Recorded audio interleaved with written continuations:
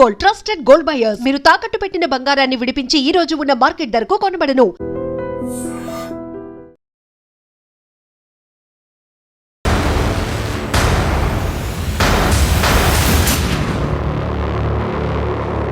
ఈ వారం మన గెస్ట్ 1 సంవత్సరం కాదు, 2 సంవత్సరాలు కాదు, దాదాపు 40 సంవత్సరాలు 4 రాష్ట్రాల్లో అజ్ఞాత జీవితం గడిపి ఆదివాసీల అభివృద్ధి కోసం కృషి చేసిన ఒక మహోన్నత వ్యక్తి. ఆయనే ముప్పిడి సాంబయ్య గారు అలియాస్ వికాస్. అటు ఛత్తీస్గఢ్, అటు మహారాష్ట్ర, ఒడిస్సా 4 రాష్ట్రాల్లో మీ పేరు మోగుతుంది. ముప్పిడి సాంబయ్య గారు వరంగల్ దగ్గర నుంచి ఎందుకు వెళ్లాల్సి వచ్చింది? అప్పుడున్న పరిస్థితులు ఏంటి? ప్రతి మీటింగ్కి వెళ్ళామండి చిన్నగున్నప్పటి నుంచి. ఊర్లో ప్రజాకోటలు పెట్టడం, మీటింగ్లు, వాళ్ళు ఉపన్యాసాలు ఇవ్వడం, పాటలు పాడడం, ఇవన్నీ కూడా విని అప్పటిదాకా ఏదైతే ఈ వివక్ష ఎందుకు కొనసాగుతున్నది, దీనికి కారణం ఏంటిది, ఎందుకు ఇట్టుకున్నది సమాజం అని చెప్పి ఆ చిన్నతనంలోనే ఆలోచిస్తున్న టైంలో సరైన సమాధానం నాకు అప్పుడు అర్థమైంది.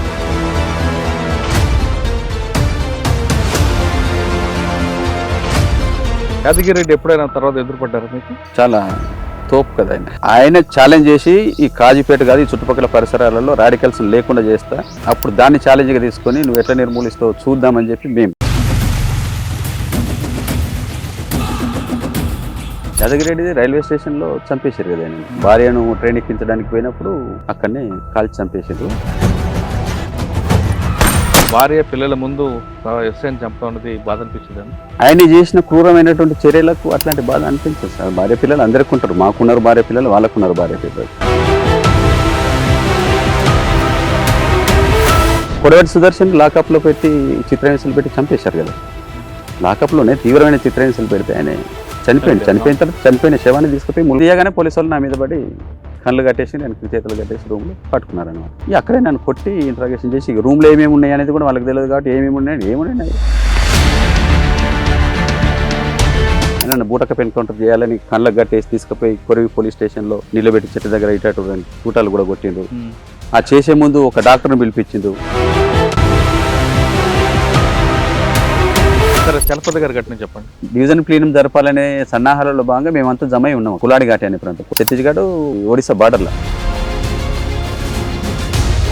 తెల్లవారుజామున 5 గంటలకే బ్యాచెస్ మొత్తం అనేక వలయాలుగా చుట్టుముట్టింది. మేము సాయంత్రం వస్తున్నప్పుడే 6 గంటల టైంలో వెదర్లు నరికే వాళ్ళు కలిసిండ్రు అనమాట. అప్పటికి మాకు చర్చ జరిగింది, అసలు వీళ్ళు ఎవరు ఉండొచ్చా మనం ఇక్కడి నుంచి పోవాలన్నా అని. అంటే వీళ్ళు లోకల్ వాళ్ళు ఏమన్నారంటే లేదు మనకు కలిసే వాళ్ళే, నమ్మొచ్చు, మనం పొద్దున్న లేచి పోయేదే కాబట్టి ఉండొచ్చు.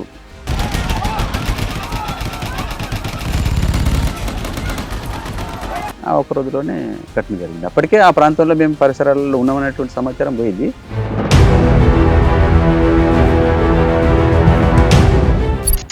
పనిచేస్తున్నప్పుడు ఇట్మా ఎప్పుడైనా మీకు ఎదురుపడి ఇంత ఉందని మీడియా ఇంత చేస్తుంది. ఆయన చాలా హైలైట్ చేసింది మీడియా, కానీ వాస్తవంగా హైలైట్ చేసినంత అంత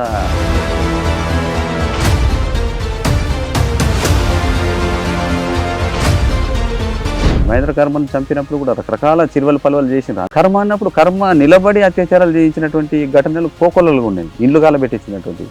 అంత దుర్మార్గుడు దొరికినప్పుడు నేను మామూలుగా ఒకటే గోలితోటి చంపుతారా ఎవరైనా?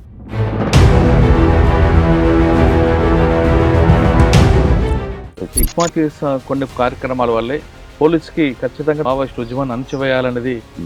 అంటే అది మరి శత్రువుని మనం చంపుతున్నప్పుడు వాళ్ళకు కూడా తీసుకుంటారు కదా, ప్లస్ ఒక మైనస్ కూడా ఆయన అదొక పాయింట్ అనుకోండి. అంటే వాళ్ళని కంటిన్యూస్గా మనం చంపినప్పుడు ఎట్లాగూ బలవంతుడైన శత్రువు వీటిని నెగిటివ్గా తీసుకుంటాడు కాబట్టి దానికి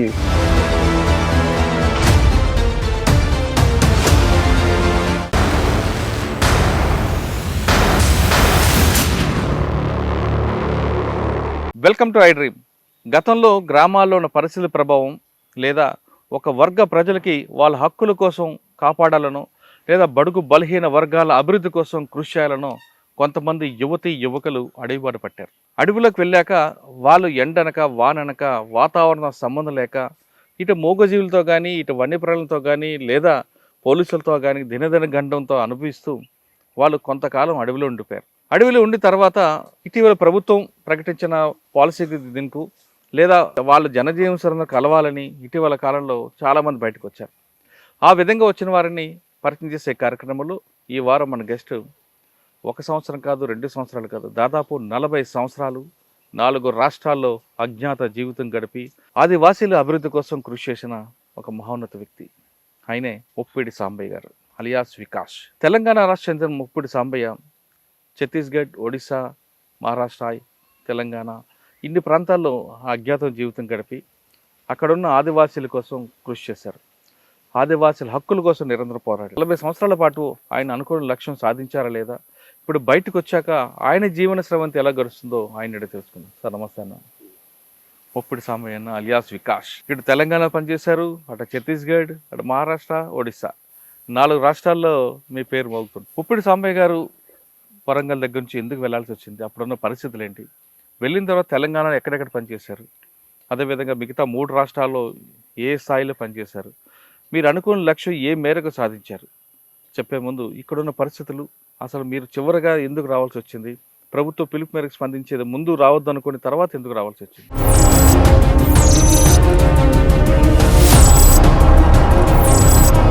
నాది ఈ ఊరు తరాలపల్లి గ్రామం.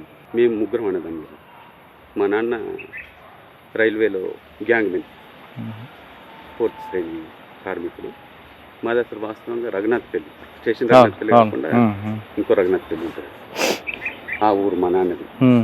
మా నాన్న ఈ ఊరు, మా అమ్మది ఈ ఊరు. ఇక్కడ పెళ్లి చేసుకున్న తర్వాత తను ఇక్కడికి వచ్చింది రైల్వేలో జాబ్ చేయడం కోసం. కాజీపేటకు రావడం పోవడం దూరం అవుతుంది అనే దగ్గర నుంచి ఇక్కడ మా అమ్మమ్మ గారి ఇంట్లోనే ఉంది. ఇదే ఇల్లు ఇది కాదండి, మా పాతిల్లో ఒకటి ఉంటుంది. ఈ ఇల్లు ఎప్పుడు కొన్నారు? నాన్నగారు ఉన్నప్పుడేనా? నాన్నగారు ఉన్నప్పుడు. ఇప్పుడు మీరు ఉన్నారు ఇక్కడ? నేను పార్టీకి పోకముందు. పార్టీ పోకముందు ఉన్నారు? పాత ఇంట్లో మా అమ్మ ఇంట్లో మేము పుట్టాము అందరము. మా పుట్టకంతా ఇక్కడే పిల్లలందరూ. మా నాన్న పెళ్లి కాగానే వచ్చి ఇక్కడే ఉన్నాడు. రైల్వేలో గ్యాంగ్ మెన్ గా పనిచేసేవాడు. ఆ పాత వాడుకుంటది. అక్కడ ఉన్నప్పుడే మేము అందరం పుట్టినాం. పుట్టిన తర్వాత ఈ ఇందిరా కాలనీస్ ఇస్తారు కదా అప్పుడు, అట్లా ఇది క్వార్టరే. ఎస్సీలందరికీ క్వార్టర్స్ ఇచ్చింది అప్పుడు మాకు ఒక ప్లాట్ ఇచ్చింది. ఇస్తే ఇల్లు మేము కట్టుకున్నాం. నేను చిన్నప్పుడు 7th క్లాస్ 8th క్లాస్ చదువుతున్నప్పుడే ఈ ఇల్లు కట్టినాము. ఈ ఇల్లు కట్టడంలో నా శ్రమ కూడా ఉంది. అన్న ఇదే ఇంట్లో పుట్టి పెరిగారు? పుట్టిన ఆ ఇల్లు కానీ పెరగడం అంతా ఇల్లు కదా? పెరగడం అంతా ఇక్కడే. ఈ ఇంటి నుంచి వెళ్ళిపోయిన తర్వాత ఇటీవల రాగానే ఏమనిపించింది ఇల్లు చూడగానే? ఈ ఇల్లే కదా సార్. నేను కాజీపేట నుంచి వచ్చేటప్పుడు అసలు కాజీపేట కూడా నేను 40 ఏళ్ళ కింద చూసినటువంటి కాజీపేటకు ఇప్పటికీ వచ్చేటప్పుడు స్ట్రీట్స్ కూడా అర్థం కాలేదు. నేను అప్పుడు సైకిల్ వేసుకొని తిరిగాను. కాజీపేట అంతా నేను గల్లీ గల్లీ తిరిగాను. ఊర్లో కూడా నేను వాడవాడ తిరిగేవాడిని సైకిల్ వేసుకొని. కాజీపేట నుంచి వచ్చేటప్పుడే నాకు కాజీపేట కూడా చాలా మారింది 40 ఏళ్ళలో. అది కాజీపేట లాగా అర్థం కాలేదు నాకు. పోలీస్ స్టేషన్ ఎక్కడ ఉంటుందో అర్థం కాలేదు వచ్చిన రూట్లో. తర్వాత కడిపికొండ అప్పుడు సాధారణ విలేజ్గా ఉండేది. ఆ కడిపికొండలో మేము ఊరేగింపు చేసినప్పుడు పోలీసు వాళ్ళు చుట్టుముట్టి కొడితేనే అప్పుడు 8 ఏళ్ళ వయసులో నా తల పగిలింది. అదంతా కనబడుతుందేమో నేను చూసుకుంటూ వచ్చినా కానీ ఆ పరిసరాలన్నీ మారిపోయి అసలు నాకు అర్థమే కాలేదు అది కడిపికొండ ఊరు అనేలాగా. సరే, ఇక్కడికి వచ్చారు. ఈ ఊర్లోకి వచ్చిన తర్వాత ఈ ఇంట్లోకి వచ్చి కానీ మీకు ఒక ఎమోషన్ రాలేదా? మనం చిన్నప్పుడు ఇల్లు అదంతా నన్ను ఆహ్వానిస్తూ సభ పెట్టింది మా స్కూల్లో నేను చదువుకున్నటువంటి చిల్లాపుర స్కూల్. ఆ స్కూల్ కూడా చాలా మారిపోయింది. నేను ఉన్నప్పుడు 7th క్లాస్ వరకు ఉండే అప్పుడు యూపీఎస్ స్కూల్. ఇప్పుడైతే తర్వాత హై స్కూల్ అయింది. ఆ పరిసరాలు కూడా మొత్తంగా మారిపోయినాయి. అవి కూడా చాలా సేపు గమనించిన తర్వాత కానీ గుర్తురాలు. 2 రూములు గుర్తుపట్టి ఇది. ఆ తర్వాత ఇక సభ అయిపోయిన తర్వాత ఇక్కడికి వస్తే మా ఇల్లుని గుర్తుపట్టడానికి నేను ఒక 2 రౌండ్లు తిరిగాను అనమాట. పరిసరాలు ఏంటి, ఇక్కడ ఒక సర్కార్ బాయ్ ఉండేది, అందరూ మంచినీళ్ళు అక్కడ వాడుకునే. ఆ బాయ్ లేదు. ఈ చుట్టుపక్కల ఇండ్లు గుర్తున్నాయి, వాళ్ళందరి పేర్లు గుర్తున్నాయి, కానీ ఇండ్లు మారిపోయినాయి. ఇక్కడ మీరు అప్పుడు ఉన్నప్పటి నుంచి ఇక్కడ జ్ఞాపకం ఉందా ఇక్కడ? అంటే మీ చెట్టు నాటిన చెట్టు కానీ? నేను నాటిన చెట్లు చచ్చిపోయినట్టు. బహుశా నేను ఇక్కడ ఒక కొబ్బరి చెట్టు, ఒక చింత చెట్టు పెట్టినాను నేను నా చేతులతోటి. అవి లేవు, ఇవన్నీ తర్వాత పెట్టిన. ఈ చెట్లని లేవు. ఈ ఇంట్లోకి అడుగు పెట్టారు 40 సంవత్సరాల తర్వాత. మా కుటుంబం నుంచి వెళ్ళి తర్వాత వచ్చినప్పుడు అసలు సడన్గా అమ్మ నాన్న వీళ్ళందరూ గుర్తు రాలేదా? వస్తాను, అక్కడే కలిసి వాళ్ళు దారిలో ఆహ్వానిస్తున్నప్పుడు వచ్చి కలిసి. అమ్మ నన్ను నాతోటి ఉంది. అమ్మ నన్ను చూడడానికి వచ్చి 2.5 నెలల నుంచి అమ్మ చిన్న చెల్లి ఇద్దరు మా సముద్రం నాతో పాటుగా ఉన్నారు. అంటే వదిలిపెట్టేదాకా మేము ఉంటాం, వదిలిపెట్టినప్పుడే పోతామని చెప్పి 2.5 నెలలు అమ్మ నాతో వచ్చినప్పుడు నాతో వెంటనే వచ్చింది అమ్మ. అవునా? కాబట్టి అమ్మ అక్కడికి వచ్చినప్పుడే అమ్మ చెల్లి కుటుంబం. కానీ ఎంత మనం వర్గ పోరాటం చేసినా వచ్చాక ఒక చిన్న అనుబంధం కనిపిస్తుంది కదా. ఇల్లు, నాన్న, మన చిన్నప్పుడు తిరిగిన ఊరు, ఇవన్నీ గుర్తుకొచ్చాయి మీకు? ఏమనిపించింది అప్పుడు? అదే ఇక 40 ఏళ్ళ కింద వదిలిపెట్టిన కాబట్టి నేను అందరినీ దాదాపు గుర్తుపట్టినా. అక్కడ సభ కాడికి వచ్చినప్పుడే స్వాగతిస్తున్నప్పుడే చాలా మంది కలిసి గుర్తుపట్టాను. ఏదైనా పాత జ్ఞాపకాలు, పాత ఆనందం 40 ఏళ్ళ తర్వాత అసలు కళలో కూడా నేను తిరిగి వస్తానేది ఊహించలేదు. చివరి మినిట్ వరకు కూడా నేను వస్తానేది అనుకోలేదు. అనుకోని పరిస్థితుల్లో రావడం జరిగింది కాబట్టి వచ్చి వీళ్ళందరినీ కలవడం, ఊరోళ్ళందరూ కూడా చాలా ఆనందపడ్డారు. నాకు కూడా చాలా సంతోషం కలిగింది ఆ రకంగా రిసీవ్ చేసుకోవడం. అందరూ చాలా ఆప్యాయంగా రిసీవ్ చేస్తారు. సరే అండి, ఇక్కడ నుంచి ఎందుకు వెళ్ళాల్సి వచ్చింది అసలు? మీరు పోయిందేమో 1985లో. అంటే అప్పుడు పరిస్థితి ఎలాగుంటేవి గ్రామంలో? 80వ దశకంలో తెలంగాణలో ఉన్నటువంటి పరిస్థితులంతా దాదాపు అందరికి తెలిసిన విషయం. అప్పుడు గ్రామీణ ప్రాంతంలో భూస్వాముల యొక్క దోపిడీ, అణిచివేత, గ్రామాల్లో అసమానత, ఈ అంటరానితనం ఇవన్నీ కూడా చాలా తీవ్ర స్థాయిలో ఉండేది. దానికి వ్యతిరేకంగా ఇక్కడ జగిత్యాల పోరాటం ప్రారంభమయ్యేది. ఉత్తర తెలంగాణ జిల్లాలలో ఎక్స్టెండ్ అయినటువంటి పరిస్థితులలో వరంగల్ కూడా ఉద్యమం విస్తరించి వరంగల్లో పట్టణాలలో ముందు విద్యార్థులు మేధావులలో ప్రారంభమైనటువంటి ఉద్యమం పట్టణాల నుంచి గ్రామీణ ప్రాంతాలకు విస్తరించింది. వరంగల్ జిల్లా చరిత్రలో అది మనకు స్పెసిఫిక్గా కనబడుతుంది. కాబట్టి వరంగల్ సబర్బన్ గ్రామాల తర్వాత ఇక మిగతా గ్రామాల వరకు ఉద్యమం విస్తరించింది. అట్లా 80వ దశకంలోనే మా ఊర్లో కూడా రాడికల్స్ పేరుతో పార్టీ రావడం ప్రారంభమైంది. అయితే నేను దళిత కుటుంబంలో పుట్టి నేను చిన్నప్పటి నుంచి చదువుకుంటున్నప్పుడు చిన్నప్పటి నుంచే ప్రతిదీ తెలుసుకోవాలనే జిజ్ఞాస నాలో బాగుండేది. ఎంత చదువుతున్నారు ఇప్పుడు? 5-6 ఏళ్ల వయసులో నేను 3వ తరగతి చదువుతున్నటువంటి టైంలో మా పాత ఇంట్లో నేను 8th చదువుతున్నప్పుడు ఇల్లు కట్టుకున్నాను. 7th క్లాస్ దాకా నేను అక్కడ ఉండే చదువుకున్నాను. అప్పుడు ఏంటిదంటే ఈ ఊర్లో ఈ డామినేషన్ ఉండేది. తర్వాత మేము దళితులం కాబట్టి నేను చదువుకోవడంలో ఫస్ట్ నుంచి కూడా క్లేవర్ స్టూడెంట్, క్లాస్ ఫస్ట్ ఉండేది. నేను ఇంటి ముందట మంచం వేసుకొని యాప చెట్లు ఉంటాయి, 2 వేప చెట్లు. మంచం వేసుకొని నేను చదువుకుంటున్నప్పుడు స్ట్రీట్ ఉంటుంది, అక్కడి నుంచి మా ఇల్లు కనబడుతుంది అనమాట. కూలీలను పిలవడం కోసం వస్తే వాళ్ళ గొంతు వినబడగానే మా అమ్మమ్మ వచ్చిన మంచంలో వచ్చి తీసి దింపేసింది అనమాట. ఎందుకు? అది నేను ఎందుకు అని ప్రశ్నించాను మా. అంటే నా మంచంలో నేను కూర్చుని ఎందుకు దింపేసాను అంటే అప్పటికి ఈ ఊర్లో ఉన్నటువంటి పరిస్థితి దళితులు వాళ్ళ మంచం మీద వాళ్ళు కూర్చున్న అప్పర్ క్యాస్ట్ ముందు పెద్ద నేరం. కాబట్టి ఎందుకు అని ప్రశ్నించినప్పుడు మా అమ్మ వాళ్ళు ఎక్కువ క్యాస్ట్ వాళ్ళు మనం వాళ్ళ ముందు మంచం మీద కూర్చున్న కుర్చీ మీద కూర్చున్న వాళ్ళ కళ్ళు మండుతాయి, కోపం పెట్టుకుంటారు, దానికి ప్రతీకారం ఏదో ఒక రూపంలో తీసుకుంటారు. నిజంగా పరిస్థితులు అట్లే ఉండేవి ఆ రోజు. కాబట్టి అప్పటి నుంచి ఎందుకు ఈ తేడా ఉంది, మన ఇంట్లో మనకు అధికారం ఉండాలి, మన మంచంలో మనం కూర్చుకోవాలి కదా అని ఇట్లా ఈ అంటరానితనం కూడా ఆ కాలంలో బాగానే ఉండేది. ఇవన్నీ చిన్నప్పటి నుంచే నేను పార్టీ రాకంటే ముందు నుంచే నా మెదడులో నేను ఆలోచిస్తూ ఉండేవాడిని. అయితే మంచం మీద దింపమనంటే మీరు అమ్మమ్మతో వ్యతిరేకించారా? అడిగాను, మన మంచం మీద దింపాలి అన్నప్పటికీ అమ్మ దగ్గర సమాధానం లేదు దానికి. జనరల్గా అట్లా చెప్పడమే తప్ప అది కూడా ఎందుకు అని ప్రశ్నించేవాడిని నేను చిన్నప్పుడే. అంటే ఎక్కువ వాళ్ళు ఎందుకు ఎక్కువ, మనం ఎందుకు తక్కువ, కారణం ఏంటి, ఇట్లాంటి ఇంకా డీప్గా ప్రశ్నించేటప్పటికి వాళ్ళ దగ్గర సొల్యూషన్ ఏమి ఉండదు కదా, ఏం జవాబు కూడా ఉండకపోయేది. నా మనసులో మాత్రం ఆ ప్రశ్న వెంటాడుతూ ఉండేది. తర్వాత మేము ఆ టైంలో ఈ ఊర్లో కదా ప్రతి కుటుంబానికి కటింగ్ చేయడం కోసం మాకు ఒక మేము కటింగ్ చేయించుకోవడానికి ఎండాకాలం సెలవులు వారానికి ఒకసారి అట్లా పోయినప్పుడు మిగతా కులాల వాళ్ళకైనా ఇంటి లోపలికి పిలిచి కటింగ్ చేసేవాడు. చెట్టు కింద కూర్చొని నీడకు వాళ్ళకి పీట వేసి కూర్చోబెట్టి చేసేవాడు. లేదా ఇంకా కొంచెం ఎక్కువ కులాలకు సంబంధించిన వాళ్ళైతే కుర్చేసి ఆయన నిలబడి చేసేవాడు. మేము పోగానే ఇంటి బయటకు వచ్చి బయట బజార్లో కూర్చోబెట్టి మాకు కటింగ్ చేసేవాడు. తర్వాత ఈ బట్టలు మైల పడతాయనే దగ్గర నుంచి మామూలుగా బోరా తట్టుబొంత అంటారు, ఈ రైస్ బ్యాగులు ఉంటాయి కదా పాతవి, సుతీల దారాలతో ఉండేది, అట్లాంటిది ఒకటి కట్టుకొని వచ్చి మాకు కటింగ్ చేసి ఆ కటింగ్ చేసిన వెంట్రుకలు కూడా తీసేయడం మమ్మల్ని తీసేయమనేది. అప్పటికి మేము చదువుకుంటున్న పిల్లలు అంత ప్రత్యక్షంగా నేను అనుభవించింది చెప్తున్నా కదా. ఇది నాకు అనిపించేది అనమాట. మిగతా వాళ్ళకి ఎందుకు లోపల కుర్చేసుకొని కటింగ్ చేసిండు, కొద్దిమంది వాళ్ళకి ఇళ్ళకి పోయి చేసేవాడు అప్పర్ క్యాస్ట్ వాళ్ళకు. మా దాంట్లో కూడా కేవలం మమ్మల్ని బజార్లో కూర్చోబెట్టి కటింగ్ కూర్చోబెట్టడం. ఈ డిఫరెన్స్ ఏంటి, నేను ఇంటికి వచ్చి అమ్మని అడిగామని, మనం ఎంత ఇస్తున్నాం వాళ్ళు ఎంత ఇస్తున్నారు, వాళ్ళు ఎంత ఇస్తున్నారో మేము కూడా అంతే ఇస్తున్నాం, మరి వాళ్ళకి ఎందుకు అట్లా మనకెందుకు ఇట్లా, ఈ తేడా ఏంటిది అని అంటే వాళ్ళ దగ్గర అదే చెప్పేవాళ్ళు. వాళ్ళు ఎక్కువ కులపోలు, మనం తక్కువ కులపోలు, ఎందుకు ఎక్కువ తక్కువ, దానికి ఏం జవాబు వీళ్ళ దగ్గర ఉండకపోయేది. ప్రశ్న మాత్రం నాకు వెంటాడుతూనే ఉండేది. తర్వాత దళిత స్కూల్ మేము చిన్నప్పుడు నేను చదువుకునేది ఫస్ట్ 1వ తరగతి పిల్లలకు మా ఇంటి పక్కన ఒక ఇల్లు ఉంటుంది, ఇల్లందరూ అయిలే అని. అప్పుడు మాదిగ కులంలో ఆయనే కొంచెం ఫస్ట్ బంగ్లా కట్టుకున్నాడు, కొద్దిగా పెద్ద ఇల్లు. ఆయన ఇంట్లో ఆయనే మా పిల్లలు కదా అనే దగ్గర నుంచి ఫ్రీగానే ఇస్తే దాంట్లో ఒక రూమ్లో మా స్కూల్ నడిచేది అంతా. మేము దాంట్లో చదువుకున్నాం. ఊర్లో పెద్ద స్కూల్ ఉండేది రోడ్డు మీద, దాంట్లో మిగతా కులాల పిల్లలు చదువుకునేవాళ్ళు. అది కూడా అదొక స్కూల్ ఉందనే విషయం నాకు అర్థం కాలేదు 3rd క్లాస్ వరకు. మేము ఇళ్ళనే చదువుకున్నాం కాబట్టి ఇదే స్కూల్ అనుకున్నాం.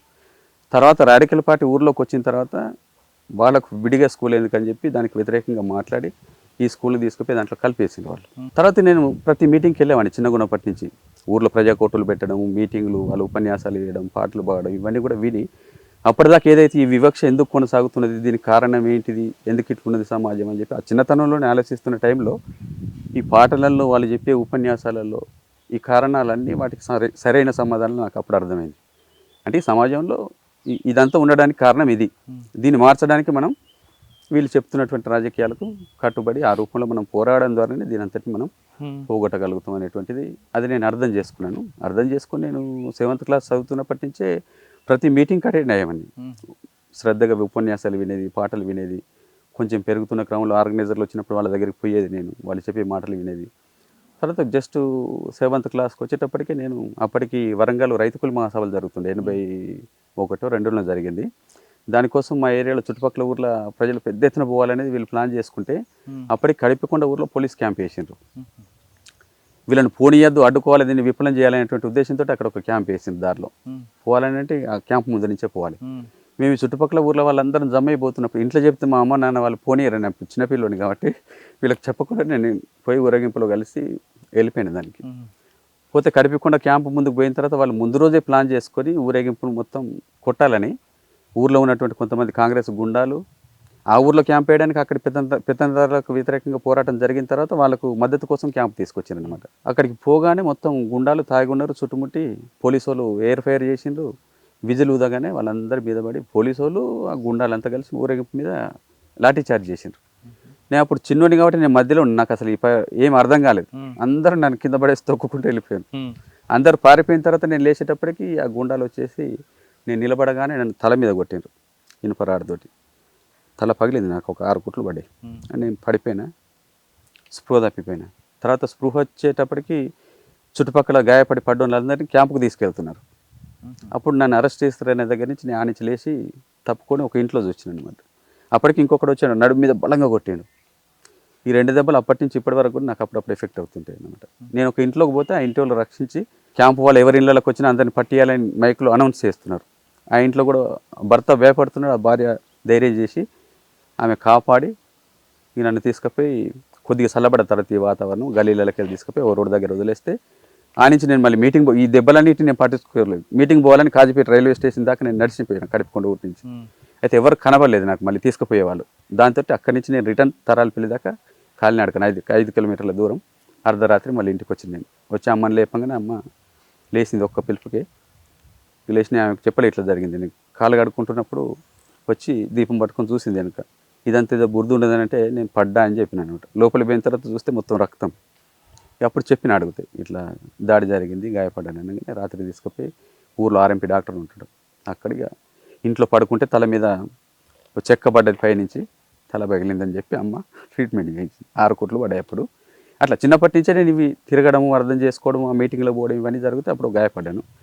దాని తర్వాత ఇక కొంచెం 1-2 క్లాసులు పెరుగుతున్నా కొద్ది 7th 8th నేను దాన్ని కంటిన్యూ చేసిన.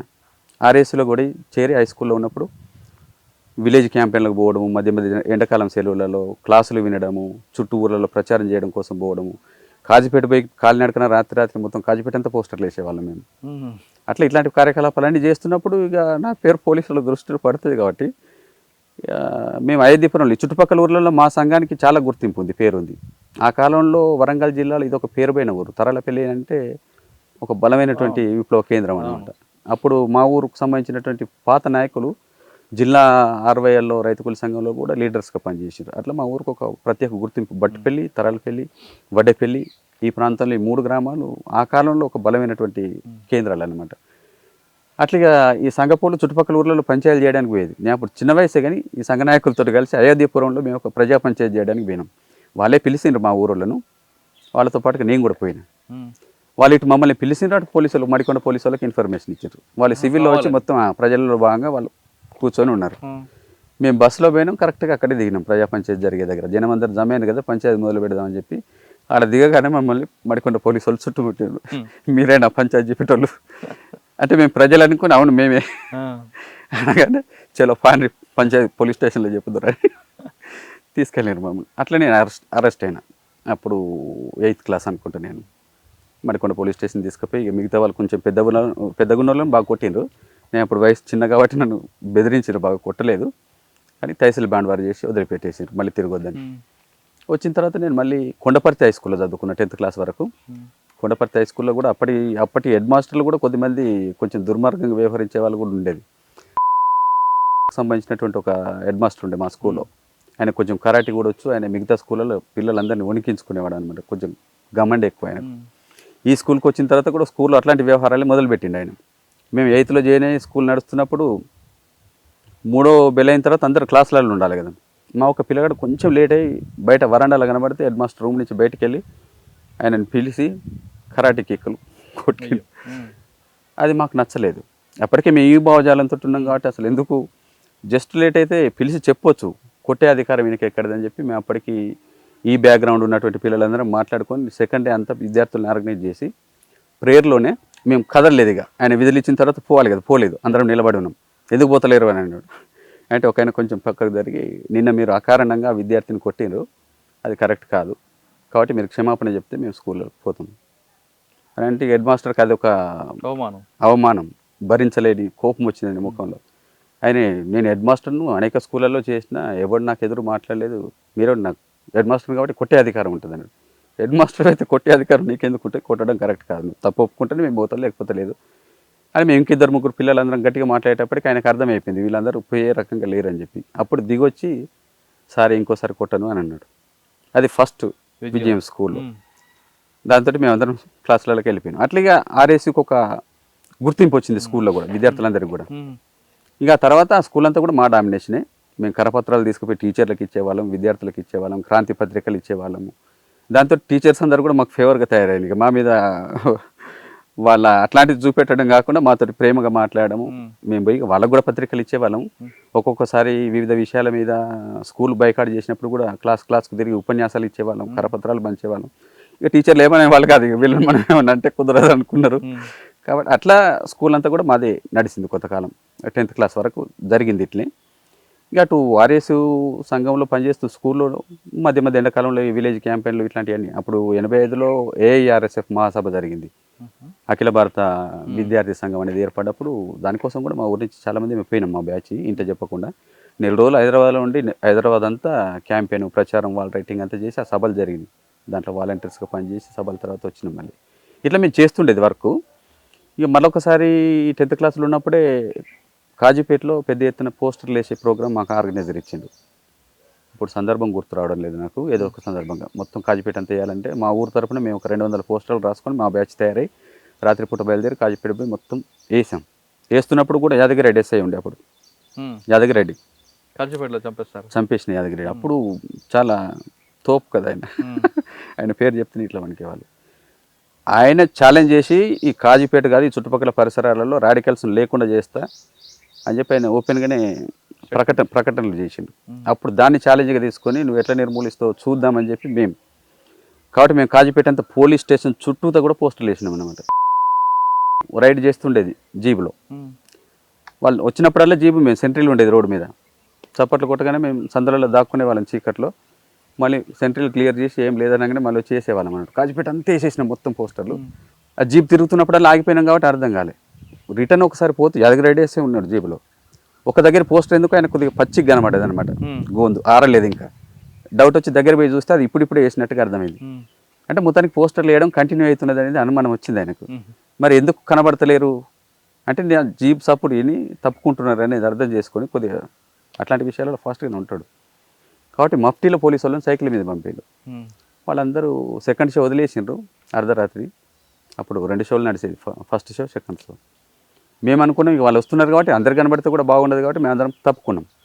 అయిపోయింది. వాళ్ళు వెళ్ళిపోయిన తర్వాత ఇంకా కొన్ని 50 పోస్టర్లు మిగిలిన మేము వేస్తున్నాం. వేస్తున్నప్పుడు ఈ సైకిళ్ళ మీద కొద్దిమంది ఒక 4 వస్తున్నారు లాస్ట్కు. వీళ్ళంతా వెళ్ళిపోయిన తర్వాత సెంట్రీలు ఏమనుకున్నారంటే కొద్దిగా వెనుకొస్తున్నటువంటి సినిమా చూసిన వాళ్ళే కావచ్చు అనుకొని ప్రజలు అనుకున్నారు. వాళ్ళని చూసిండ్రు కానీ తప్పుకోలేదు. మేము అప్పుడు మేము వేయడం కంటిన్యూ చేసేటప్పటికి ఆ సైకిల్ వాళ్ళు వచ్చిన ఫాస్ట్గా అర్థమైంది కాబట్టి మా టీంను పట్టుకున్నారు అనమాట. వాళ్ళు ఎవరైనా మంచిదే, పోలీసులు కాకపోయినా మనం వెళ్ళిపోదామని చెప్పి మేము పోస్టర్లు వేసే వాళ్ళము తప్పుకున్నాము, సైడ్కున్నాము. ఆ సెంటర్ ఉన్న ఆయన రాలేదన్నమాట జనం అనుకొని. వాళ్ళు వచ్చేసి వెంటనే ఆయన సైకిళ్ళతోటి చుట్టుముట్టేసి పట్టుకున్నారు. ఇంకా మేము మిగతా వాళ్ళందరం తప్పించుకొని వెళ్ళిపోయినాం. ఆయనను బాగా చిత్రహింసలు పెడితే ఆయన మొత్తం చెప్పిండు, తరాలు పిల్లవాళ్ళం ఇంతమంది వచ్చినాం, దీంట్లో నేను కూడా ఉన్నాను, ఇవన్నీ విషయాలు కూడా ఆయనకు అర్థమైన తర్వాత ఆయన మళ్ళీ నా ఇంటి మీదకి వచ్చి, మా ఇంటి మీదకి దాడి కోసం వచ్చి అర్ధరాత్రి పడుకోవడం కోసం. నేను అప్పటికి ఇవన్నీ తెలుసు కాబట్టి నేను ఇంట్లో పడుకోకపోయేది. నేను ఎక్కడో పడుకున్నాను. ఇంటికి వచ్చిండ్రు, జీప్ నిలబెట్టి దూరంగా ఇల్లు చుట్టుముట్టిరు, మొత్తం చెక్ చేసిరు నా కోసం, పక్కింట్లో వెతికిండ్రు, నేను దొరకలేదు. అంటే దొరికిననే దెబ్బలు పడి నన్ను మెయిన్గా చెప్పింది కాబట్టి నా కోసం వేటాడడం అనేది మొదలుపెట్టింది అనమాట. తర్వాత నేను 10th ఎగ్జామ్స్ రాయడానికి స్కూల్ కూడా మఫ్టీలో పోలీసు వాళ్ళు వచ్చేవారు, యాక్టివ్గా ఉన్నటువంటి వాళ్ళని పట్టుకోవడం కోసం. అట్లా నన్ను అక్కడ పట్టుకో, ఇక్కడ దొరుకుతలేడు కాబట్టి అక్కడ పట్టుకోవాలనేటువంటి ప్లాన్ వేసుకొని అక్కడికి వచ్చింది. కాబట్టి నేను ఎగ్జామ్స్ రాయలేదు. చివరి నిమిషంలో రాస్తే నేను ఫస్ట్ క్లాస్ పాస్ అయ్యేవాడిని, క్లెవర్ స్టూడెంటే. కానీ ఎగ్జామ్స్ రాయలేదు నేను, యాన్యువల్ ఎగ్జామ్స్. వీళ్ళు వచ్చారు కాబట్టి ఎట్లాగో ఎగ్జామ్స్ దగ్గర పట్టుకుంటారనే దగ్గర నుంచి నేను ఇక వెళ్ళిపోవాలనేది. అప్పటికే ఇక్కడ క్రాంతి అనేది మా ఆర్గనైజర్ బక్కన పేరుతో పనిచేసినప్పుడు ఆయన అప్పటికే చెప్పిండు, ఇక నీ మీద బాగానే నిఘా ఉన్నది కాబట్టి ఎట్టి పరిస్థితుల్లో నువ్వు దొరికితే మాత్రం అప్పటికి బుటకప్ ఎన్కౌంటర్లు జరుగుతున్నాయి. కొడవటి సుదర్శన్ లాకప్ డెత్ అప్పటికే జరిగింది. ఈ పరిణామాలన్నీ జరుగుతున్నాయి కాబట్టి అనవసరంగా చనిపోతావు కాబట్టి రావడమే మంచిది అనేది ఆయన ముందే చెప్పిండు. నేను కూడా పూర్తికాలం కార్యకర్తగా పనిచేయాలని ఇవన్నీ యాక్టివ్గా పనిచేస్తున్నాను. అప్పటికి చిన్నప్పటి నుంచి నాకు చదవడం బాగా ఇంట్రెస్ట్ అని చేస్తారు. ఎందుకు వాళ్ళ పిల్లల్ని దాంట్లో పోనీయాలని ఏ తల్లిదండ్రులు అనుకోరు కదా. మా అమ్మ నాన్న వాళ్ళు కూడా ఏడ్చేది, మాట్లాడేది, తిరగొద్దని చెప్పేది. నేను తిరుగుతలేనని అమ్మ నాన్నని కన్విన్స్ చేసి వాళ్ళకి తెలియకుండా మళ్ళీ తిరగడం. మా తమ్ముడు అప్పటికి చిన్నోడు. అలా మీరు కుల వివక్షను చూశారు, ఈ అసమానతలు చూశారు. మనం ఎందుకు ఇలా దూరంగా ఉండాలని దీని మీద మీలో ఒక ఆ భావజాలం అప్పుడు కలవడం అంతా సరే అనుకోవచ్చు. కానీ అదే టైంలో అగ్రవర్ణాలు పుట్టిన కొంతమంది కూడా కొంతమంది అందులోకి వచ్చారు. అంటే వాళ్ళు ఎందుకు వచ్చి అనుకోవచ్చు పార్టీలోకి? ఎవరైనా చదువుకున్న వాళ్ళు ఈ సమాజం గురించి ఆలోచించేటువంటి వాళ్ళు కేవలం స్వార్థపూరితంగా వాళ్ళ గురించి వాళ్ళు ఆలోచించే వాళ్ళని వదిలేస్తే ఈ సమాజం ఎందుకు ఇట్లా ఉన్నది అని ప్రశ్న తలెత్తిన ఎవరైనా కూడా అంటే కులంతో సంబంధం లేకుండా వచ్చారు. అట్లా చాలామంది వచ్చిండ్రు, నుంచి వచ్చిండ్రు. వాళ్ళందరూ కూడా ఈ భావజాలాన్ని నమ్మి ఈ సమాజం ఇట్లా ఉండడం ఇది సరైనది కాదు, ఈ అసమానత కానీ అంటరంతనం కానీ వీటిని పోగొట్టడానికి వాళ్ళు కూడా భావించి సమాజాన్ని మార్చాలనే ఉద్దేశంతో వచ్చారు. వాళ్ళు కేవలం క్యాస్ట్ అప్పర్ క్యాస్ట్ కావచ్చు కానీ వాళ్ళ భావజాలము ఇది సరైనది అని నమ్మి దాన్ని వాళ్ళు పాటించకుండా దాన్ని తిరస్కరించి వచ్చారు సమాజం కోసం చాలా మంది. సరే, మీరు వెళ్ళారు. యాదగిరి రెడ్డి ఎప్పుడైనా తర్వాత ఎదురుపడ్డారా మీకు? పడలేదు, ఇక నేను జంప్ అయిపోయాను కదా అప్పటికి. ఇంటికి వచ్చి సెర్చ్ చేశారు ఆయన? సెర్చ్ చేశారు, చాలా దాడులు చేశారు ఇంటి మీద, కానీ నేను దొరకలేదు. యాదగిరి రెడ్డి చంపడం తెలుసా? తెలుసు. ఆయన చంపిన తర్వాత నేను పోయిన పార్టీలోకి. చంపేదాకా నేను తప్పుకొని తిరుగుతూ ఉన్నాను. ఎలా జరిగిందండి యాదగిరి రెడ్డి? యాదగిరి రెడ్డిది రైల్వే స్టేషన్లో చంపేశారు కదా ఆయన. భార్యను ట్రైన్ ఎక్కించడానికి పోయినప్పుడు అక్కడనే కాల్చి చంపేశారు. అప్పటికి ఆయన రైల్వే స్టేషన్కి వచ్చి ఇవన్నీ కూడా పార్టీ చేసే ఏ యాక్షన్ అయినా అనేక మంది సహకారం అప్పుడు పార్టీకి ఉండేది. పోలీస్ స్టేషన్లో ఉన్నటువంటి కానిస్టేబుల్, ఇప్పుడు అరెస్ట్ చేసి లాకప్లో పెట్టినటువంటి మా సంఘ సభ్యులు, ఇట్లాంటి వాళ్ళందరూ కూడా అక్కడ జరుగుతున్న కార్యకలాపాలు, స్టేషన్ వ్యవహారాలన్నీ కూడా మాకు అందజేసేటువంటి మెకానిజం కూడా ఉండేది. కాబట్టి పోలీస్ స్టేషన్ నుంచే వాళ్ళకి తెలియకపోవచ్చు ఆయన ఎప్పుడు బయలుదేరుతున్నాడు, ఎప్పుడు అడిగి చేరుకున్నాడు అనేది. రైల్వే స్టేషన్కి వస్తారనే విషయం తెలుసు మీకు? తెలిసే అక్కడ యాక్షన్ టీమ్ ఎంగేజ్ అయ్యి చంపేశారు. పొగ బాంబులు వేసి చంపినట్టున్నారు కదా. కాల్చిన తర్వాత భయపెట్టడానికి లేదా వాళ్ళు వెంటబడి వాళ్ళని భార్య పిల్లల ముందు ఎస్ఐని చంపడం అనేది బాధ అనిపించదండి? ఆయన చేసిన క్రూరమైనటువంటి చర్యలకు అట్లాంటి బాధ అనిపించదు సార్. భార్య పిల్లలు అందరికీ ఉంటారు, మాకున్నారు భార్య పిల్లలు, వాళ్ళకున్నారు భార్య పిల్లలు. కానీ ఒక ఆఫీసర్ కుయ్యాలుగా వ్యవహరించి అనేక మందిని చిత్రహింసలు చెప్పండి. ఆ టైంలో కొడవటి సుదర్శన్ లాకప్ లో పెట్టి చిత్రహింసలు పెట్టి చంపేశారు కదా. లాకప్ లోనే తీవ్రమైన చిత్రహింసలు పెడితే ఆయన చనిపోయింది. చనిపోయిన తర్వాత చనిపోయిన శవాన్ని తీసుకుపోయి ముళ్ళగడ్డలో పడేసి ఎన్కౌంటర్ కట్టుకతారు. అట్లా ఆ కాలంలో చాలా బూటకపు ఎన్కౌంటర్లు జరుగుతున్నాయి గ్రామాలలో. సంఘ సభ్యులు ఇప్పుడు మేము చేసే కార్యకలాపాలు ఏవి దీంట్లో నష్టం ఏంటి చెప్పండి? మేము అసమానతను ప్రశ్నించినాం, కుల వివక్షను ప్రశ్నించినాం, అగ్ర కులాల వల్ల ఆధిపత్యాన్ని దోపిడీని ప్రశ్నించినాం. ఇదేం తప్పు కాదు కదా, అన్యాయం ఏంది కాదు కదా. కాబట్టి ప్రశ్నించిన వాళ్ళందరూ కాదు, కానీ ఎదురు తిరగడం, తుపాకులతో ఎదురు తిరగడం అనేది తప్పునే వాళ్ళు అంటుంటారు కదా. ప్రశ్నించడం తప్పు కాదు. తుపాకులు ముందుగా వాళ్ళండి ప్రయోగించింది, మేము ఇప్పుడు తుపాకులు పట్టుకోలేదు. మేము తుపాకులు లేకుండానే ఈ సంఘపులందరినీ తుపాకులు పట్టుకొని లేదు. ఊళ్ళలో ప్రజాకోటలు పెట్టినప్పుడు కూడా ఎవరు తుపాకులలో రాలేదు. ఆ కాలంలో అసలు తుపాకులే లేవు పార్టీకి. ఆర్గనైజర్లకు కూడా తుపాకులు లేవు ఆ కాలంలో. 80వ దశకంలో ప్రారంభమైనప్పుడు ఉద్యమం లేవు. కాబట్టి వాళ్ళ ఆత్మరక్షణ ఎప్పుడు భూస్వాములు మా ఆర్గనైజర్లను సివిల్లో తిరుగుతున్నప్పుడు గుండాలను పెట్టి వాళ్ళని చంపించారు. చాలా మంది పీసర రమణ చనిపోయాడు, బటిపల్లిలో రవిని కత్తులతో గుడి చంపారు. ఇట్లాంటి పరిణామాలన్నీ ఆ కాలంలో జరిగిన టైంలో ఆర్గనైజర్ల ఆత్మరక్షణ కోసం అప్పుడు వాళ్ళు కత్తులు పట్టుకోవడము, లేదా అప్పుడప్పుడే మేము ఈ సుతీల దారాలతో కట్టేటువంటి హ్యాండ్ బాంబ్స్ అనేవాళ్ళం, రెడ్ అండ్ వైట్ పౌడర్ కలిపి అట్లాంటివి ఒకటి రెండు వాళ్ళు బ్యాగ్ లో పెట్టుకుని దాని చుట్టూ ఉనకబోసుకొని రక్షణ కోసం పట్టుకునేవాళ్ళు. అవసరమైనప్పుడు దాన్ని ప్రయోగించాలని దాంతో. అది ఎవరిని చంపే ఉద్దేశం. పోలీసుల మీద తుపాకులతో దాడి చేయాలనే ఉద్దేశం ఇక్కడ పెంబర్తి తీర్మానమే లేదని. పెంబర్తి తీర్మానం కాదు. నేను చెప్పిన కదా, ఆర్గనైజర్లు ఫస్ట్ తుపాకులు లేకుండా సివిల్లోనే తిరిగారు. మా రాజకీయాలు వాళ్ళకి నచ్చలేదు కాబట్టి భూస్వాములు మమ్మల్ని, మా ఆర్గనైజర్లను చంపారు. చాలా మందిని కోల్పోయిన తర్వాత పార్టీ ఆలోచించి వాళ్ళ రక్షణ కోసం అది పట్టుకోమన్నది ఆయుధాలు. తర్వాత బాంబుల నుంచి ఎప్పుడు తుపాకులకు వచ్చారు? అప్పుడు చిన్న చిన్న నాటు తుపాకులు, కొన్ని రివాల్వర్స్, ఇట్లాంటి ఎంత టార్గెట్ ఉన్నటువంటి వాళ్ళకి ప్రమాదం ఎక్కువ ఉంటుందో అట్లాంటి వాళ్ళకే ప్రొవైడ్ చేయగలిగింది ఆ కాలంలో పార్టీ. చాలా మంది ఆర్గనైజర్లకు అంటే పోలీస్ స్టేషన్ మీద దాడులు అంది కేవలం తుపాకుల కోసమే, వాళ్ళకి చంపడానికి కాదు. ఇక అవన్నీ తర్వాత ప్రాసెస్లో ఉద్యమం అభివృద్ధి చెందినట్టు తుపాకుల కోసమే. వాళ్ళ ఆఫీసర్లను చంపింది కూడా ప్రారంభ కాలంలో ఇట్లా క్రూరంగా నిర్బంధాన్ని ప్రయోగించి ప్రజల్ని ఇల్లు కొట్టడము, చైర్లు మేపించడం, సంఘ సభ్యుల్ని చిత్రహింసలు పెట్టి స్టేషన్లని చంపేయడం, ఇట్లాంటి పరిణామాలని జరిగినప్పుడు దానికి ప్రతీకారంగా దాని నుంచి రక్షించుకోవడానికి ఆత్మరక్షణలో భాగంగా చేసినటువంటి దాడులే తప్ప ముదాల తుపాకులు పార్టీ పట్టుకోలేదు. ముదాలు మేము వాళ్ళని చంపడం మొదలు పెట్టలేదు. ఇప్పుడు మీరు ఒక వర్గం ఎదుర్కొన్న సమస్యల మీద ఆ భావజాల ప్రభావంతో వెళ్ళారు, దాన్ని అందరూ ఎవరు కాదని హర్షిస్తారు. అంటే రక్త సంబంధం కానీ వర్గ సంబంధం గొప్పదని నమ్మి లాంటి వాళ్ళు. కానీ అవతలు ఎదుర్కొంటున్న వారు రాజ్యంతో పోరాటం చేస్తున్నప్పుడు చనిపోతున్న వాళ్ళు పోలీసు కుటుంబాలు కూడా వాళ్ళు మనలాంటి మనుషులే కదా అని మీరు ఎందుకు ఆలోచించలేదు? మనుషులే. అందుకే మా వైఖరి ఏంటిదంటే పోలీసులందరూ మన శత్రువులు కాదు, పోలీసులు కూడా మన మిత్రులే. పోలీసుల పాటలు కూడా వినుంటారు కదా. అవును. అంటే మా వైఖరి దాంట్లో పాట రూపంలో కూడా చెప్పినాం మేము. అంటే పోలీసులందరూ మా శత్రువులు కాదు. ఎప్పుడు పార్టీ ఇప్పటివరకు కూడా పోలీసుల్ని శత్రువులుగా భావించలేదు. అందులో క్రూయల్గా మా ఉద్యమాన్ని కత్తిగట్టి అణిచేయాలని తలుసుకున్నటువంటి ఆఫీసర్లను సెలెక్టెడ్గానే చంపిన మేము తప్ప మొత్తం పోలీసు వాళ్ళని చంపడం అనేది ఎప్పుడు చేయలేదు. అయితే ఎప్పుడైతే మా మీద కూంబింగ్లకు వచ్చి మా దళాన్ని కూడా నిర్మూలించే పరిస్థితి వచ్చిందో అప్పుడు మేము రక్షించుకోవడం కోసం, ఆత్మరక్షణ కోసం వాళ్ళ మీద కాల్పులు చేయాలి. అంతవరకు దాన్ని ఎవరు కాదంటారు. కానీ కొన్ని సంఘటనలు మనం ఎగ్జాంపుల్ తీసుకుంటే ఒక ఆఫీసర్ ఇక్కడ వరంగల్ ఉండే ట్రాన్స్ఫర్ అయ్యి హైదరాబాద్ వెళ్తున్నప్పుడు బాంబులు చంపడం, లేదా మీరు ఉనికిని చాటుకోవడానికి వస్తున్న హోంగార్డ్నో కానిస్టేబుల్నో ఏ సంబంధం లేని వ్యక్తులు కూడా చంపడం, అంటే మీరు కాదు కొన్ని సంఘటనలు జరిగాయి. మరి దాన్ని ఏ విధంగా అర్థం చేసుకోవాలి? ఉనికిని చాటుకోవడానికి ఎప్పుడు పార్టీ ఏ చర్య చేయలేదు.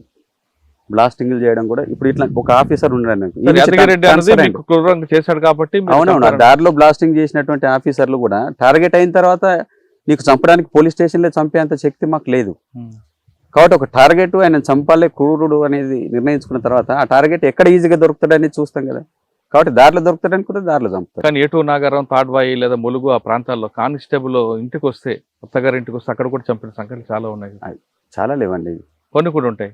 1-2 రేర్గా జరిగినటువంటి సంఘటనలే తప్ప అది కూడా తెలియక జరిగిన వాటిని పార్టీ సమీక్షించి వెంటనే అట్లా సాధారణంగా సివిల్లో చుట్టాల ఇంటికి వచ్చినటువంటి వాళ్ళని ఎవరిని చంపొద్దు అనేది వెంటనే తీర్మానం కూడా చేసింది. కాబట్టి మా వైఖరి ఏంటిదంటే ఎప్పుడు కూడా మేము చెప్పేది సాధారణంగా సివిల్ డ్రెస్ లో వచ్చిన చాలా పోలీసులను మేము కలిసి మాట్లాడి పంపించినటువంటి వాళ్ళు కూడా ఉన్నారు. కాబట్టి అందరినీ చంపలేదు. ఎక్కడో మిస్టేక్ లో 1-2 అక్కడ ఉన్నటువంటి వాళ్ళకి అవగాహన లేదనుకోండి ఈ నాలెడ్జ్. కాబట్టి వాళ్ళు పోలీసే కదా మన మీద నిర్బంధం చేస్తున్నారు, చంపి 1-2 జరిగినాయి. కానీ చాలా సంఖ్యలో జరిగినాయి అనేది కరెక్ట్ కాదు. చాలా సంఖ్యలో వెంటనే రివ్యూ చేసి దాని మీద తీర్మానాలు కూడా చేసింది పార్టీ, అట్లా చంపొద్దు. ఏఓబి లాంటి సంతకు వస్తే ఆ సంతలో ఉన్న కానిస్టేబుల్ కూడా చంపే సంఘటనలు ఉన్నాయి. సంత రక్షణ కోసం వచ్చిన కానిస్టేబుల్ అని కాదు, కానిస్టేబుల్ పట్ల నేను చెప్పిన కదా ఇప్పటిదాకా వైఖరి. ఆయుధాల కోసం కొన్ని చోట్ల సంతకు వచ్చినటువంటి వాళ్ళ మీద దాడి, ఎందుకంటే ఎటువంటి ఆయుధం లేదు. మా వైఖరి నేను చెప్పదలుచుకున్నది ఏంటంటే సాధారణ పోలీసు వాళ్ళని చంపరు, సివిల్లో వచ్చినా చంపరు. రేర్ గా జరిగినటువంటి వాటిని వదిలేండి.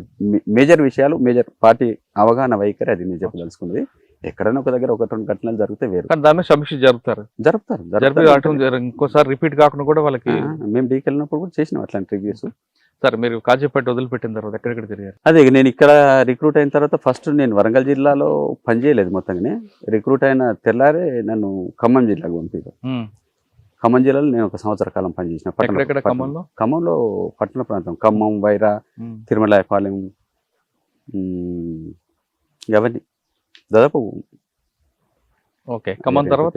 ఖమ్మంలో 1 year పనిచేసిన తర్వాత నేను ఖమ్మంలో అరెస్ట్ అయినా.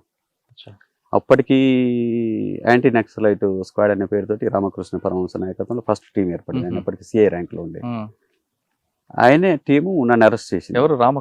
రామకృష్ణ పరమహంస అని, ఇప్పుడు రిటైర్ అయి ఉండొచ్చు. నేను ఖమ్మంలో పనిచేస్తున్నప్పుడు రూరల్ ఏరియాలో పనిచేసే ఒక ఆర్గనైజర్ ఉండేవాడు, ఆయన ఖమ్మం ఆయన. రూరల్లో నిర్బంధం బాగా ఉండి ఆయనకు తిరగలేని పరిస్థితి వచ్చింది. అప్పుడు నిర్బంధం చాలా కదా ఎక్కువ ఉంది కదా 85 తర్వాత. అట్లా ఆయనకు రక్షణ లేకుండా పోయింది. అంటే ప్రజలు భయపడము, రానియకపోవడం ఇట్లాంటివి ఉన్నప్పుడు ఆయనకు మధ్య వచ్చినప్పుడు కొంతకాలం షెల్టర్ ఇవ్వాలనేది నాకు అప్పుడు మా బాధ్యుడు మహేష్, ఎర్రంరెడ్డి సంతోష్ రెడ్డి, అప్పుడు ఆయన ఖమ్మం జిల్లా కార్యదర్శిగా ఉండే మహేష్ పేరుతో పనిచేసిండు. ఆయన కంట్రోల్లో నేను అక్కడ పనిచేసిన ఆర్గనైజర్గా. కాబట్టి ఈ రూరల్ ఆర్గనైజర్కు రక్షణ కోసం నా రూమ్ను పరిచయం చేసింది ఆయన. అప్పుడప్పుడు ఈయన వచ్చేది ఏరియాలో తిరగలేని పరిస్థితి ఉన్నప్పుడు వచ్చి 2-3 రోజులు 10 రోజులు అట్లా ఉండి పోయేవాడు. అప్పటికి ఖమ్మం ఉద్యమం అంతా కూడా దెబ్బతినిపోయింది. శ్రీశైలాన్ని ప్రజాపంత గ్రూప్ వాళ్ళు చంపేశారు. ఆయన ఒక ఆర్గనైజర్, ఇల్లందు ప్రాంతంలో రూరల్లో పనిచేసేటువంటి ఆయన చంపేసిండ్రు. ఈయన ఒక్కడు మిగిలినవి. కాబట్టి మిగిలిన ఒక్కడిని కూడా కాపాడుకోవాలని నా రూమ్ పరిచయం చేస్తే అప్పుడప్పుడు ఈయన నా దగ్గర ఉండేవాడు, మళ్ళీ పోయి తిరిగి వచ్చేవాడు. అట్లనే రూరల్లో ఎవరో ఒక ఇన్ఫర్మేషన్ ఇచ్చిన దాన్ని బట్టి ఈయన పట్టుకున్నారు వీళ్ళు, పరమహంస బ్యాచ్. పట్టుకొని చిత్రహింసలు పెట్టగానే ఆయన వెంటనే బలహీనపడి ఇంకెవరు ఉన్నారు, ఎవరితో సంబంధాలు అంటే అప్పుడు నేను రాజు అనే పేరుతో పనిచేస్తున్నాను. రాజు ఉన్నాడు వైరా టౌన్లో అనగానే ఆయనను పట్టుకొని ఆయన వీకెండ్ నా దగ్గర తీసుకొచ్చిండు. నాకు ఆ రోజే ఈయనతోటి అపాయింట్మెంట్ ఉండే. ఎవరితో? ఈ కుమార్ అని ఆయన ఆర్గనైజర్. ఈ అరెస్ట్ అయ్యి వీక్ అయ్యి నా దగ్గరికి తీసుకొచ్చిన ఆయన. ఎందుకనంటే ఖమ్మం జిల్లా అప్పటికి మహేష్ వాళ్ళు అరెస్ట్ అయ్యారు. నన్ను గైడ్ చేస్తున్న జిల్లా సెక్రటరీ, జిల్లా బాడీ అంతా కూడా ఖమ్మం టౌన్లో అరెస్ట్ అయ్యారు. విద్యార్థుల రూమ్లో అరెస్ట్ అయ్యి జైలుకు పోయిన వాళ్ళు. మిగిలింది అని అంటే నేను మిగిలాను. తర్వాత ఆయన ఇప్పుడు రూరల్లో దొరికినటువంటి ఆయన మిగిలిడు. శ్రీశైలం కూడా మిగిలి ఉండే, కానీ వీళ్ళు అరెస్ట్ అయిన తర్వాతనే ఆయనను ప్రజాపంద వాళ్ళు చంపేశారు. కాబట్టి లింక్ నాకు పులింజన్న తోటి ఉండేది. పులింజన్న అప్పుడు ఉత్తర తెలంగాణ రీజనల్ కమిటీ కార్యదర్శి ఆయన. మీరు పెద్ద పెద్ద ఉన్నారు, సంతోష్ రెడ్డి అంతో పులంజన్తో నేను వాళ్ళతో కలిసి పనిచేసిన వాడిని. అట్లా నాకు పులంజన్న కాంటాక్ట్ ఉంది. నేను వీళ్ళు అరెస్ట్ అయిన తర్వాత నాకు ఇక లోకల్గా మహేష్ తోటి కాంటాక్ట్ దిగిపోయిన తర్వాత నేను హైదరాబాద్ పోయి పులంజన్నను కలిసి ఇక ఇక్కడ పరిస్థితులు అన్నీ తెలుసుకొని, మరి మిగిలింది ఆయన ఒక్కడే కాబట్టి ఆయనను కూడా మనం కాపాడుకోవాలి, ఆయనను కూడా ఒకసారి నా దగ్గరికి తీసుకురా, మీ ఇద్దరితో కూడా మాట్లాడతానంటే నాకు ఒక అపాయింట్మెంట్ పెట్టిండు ఆయన.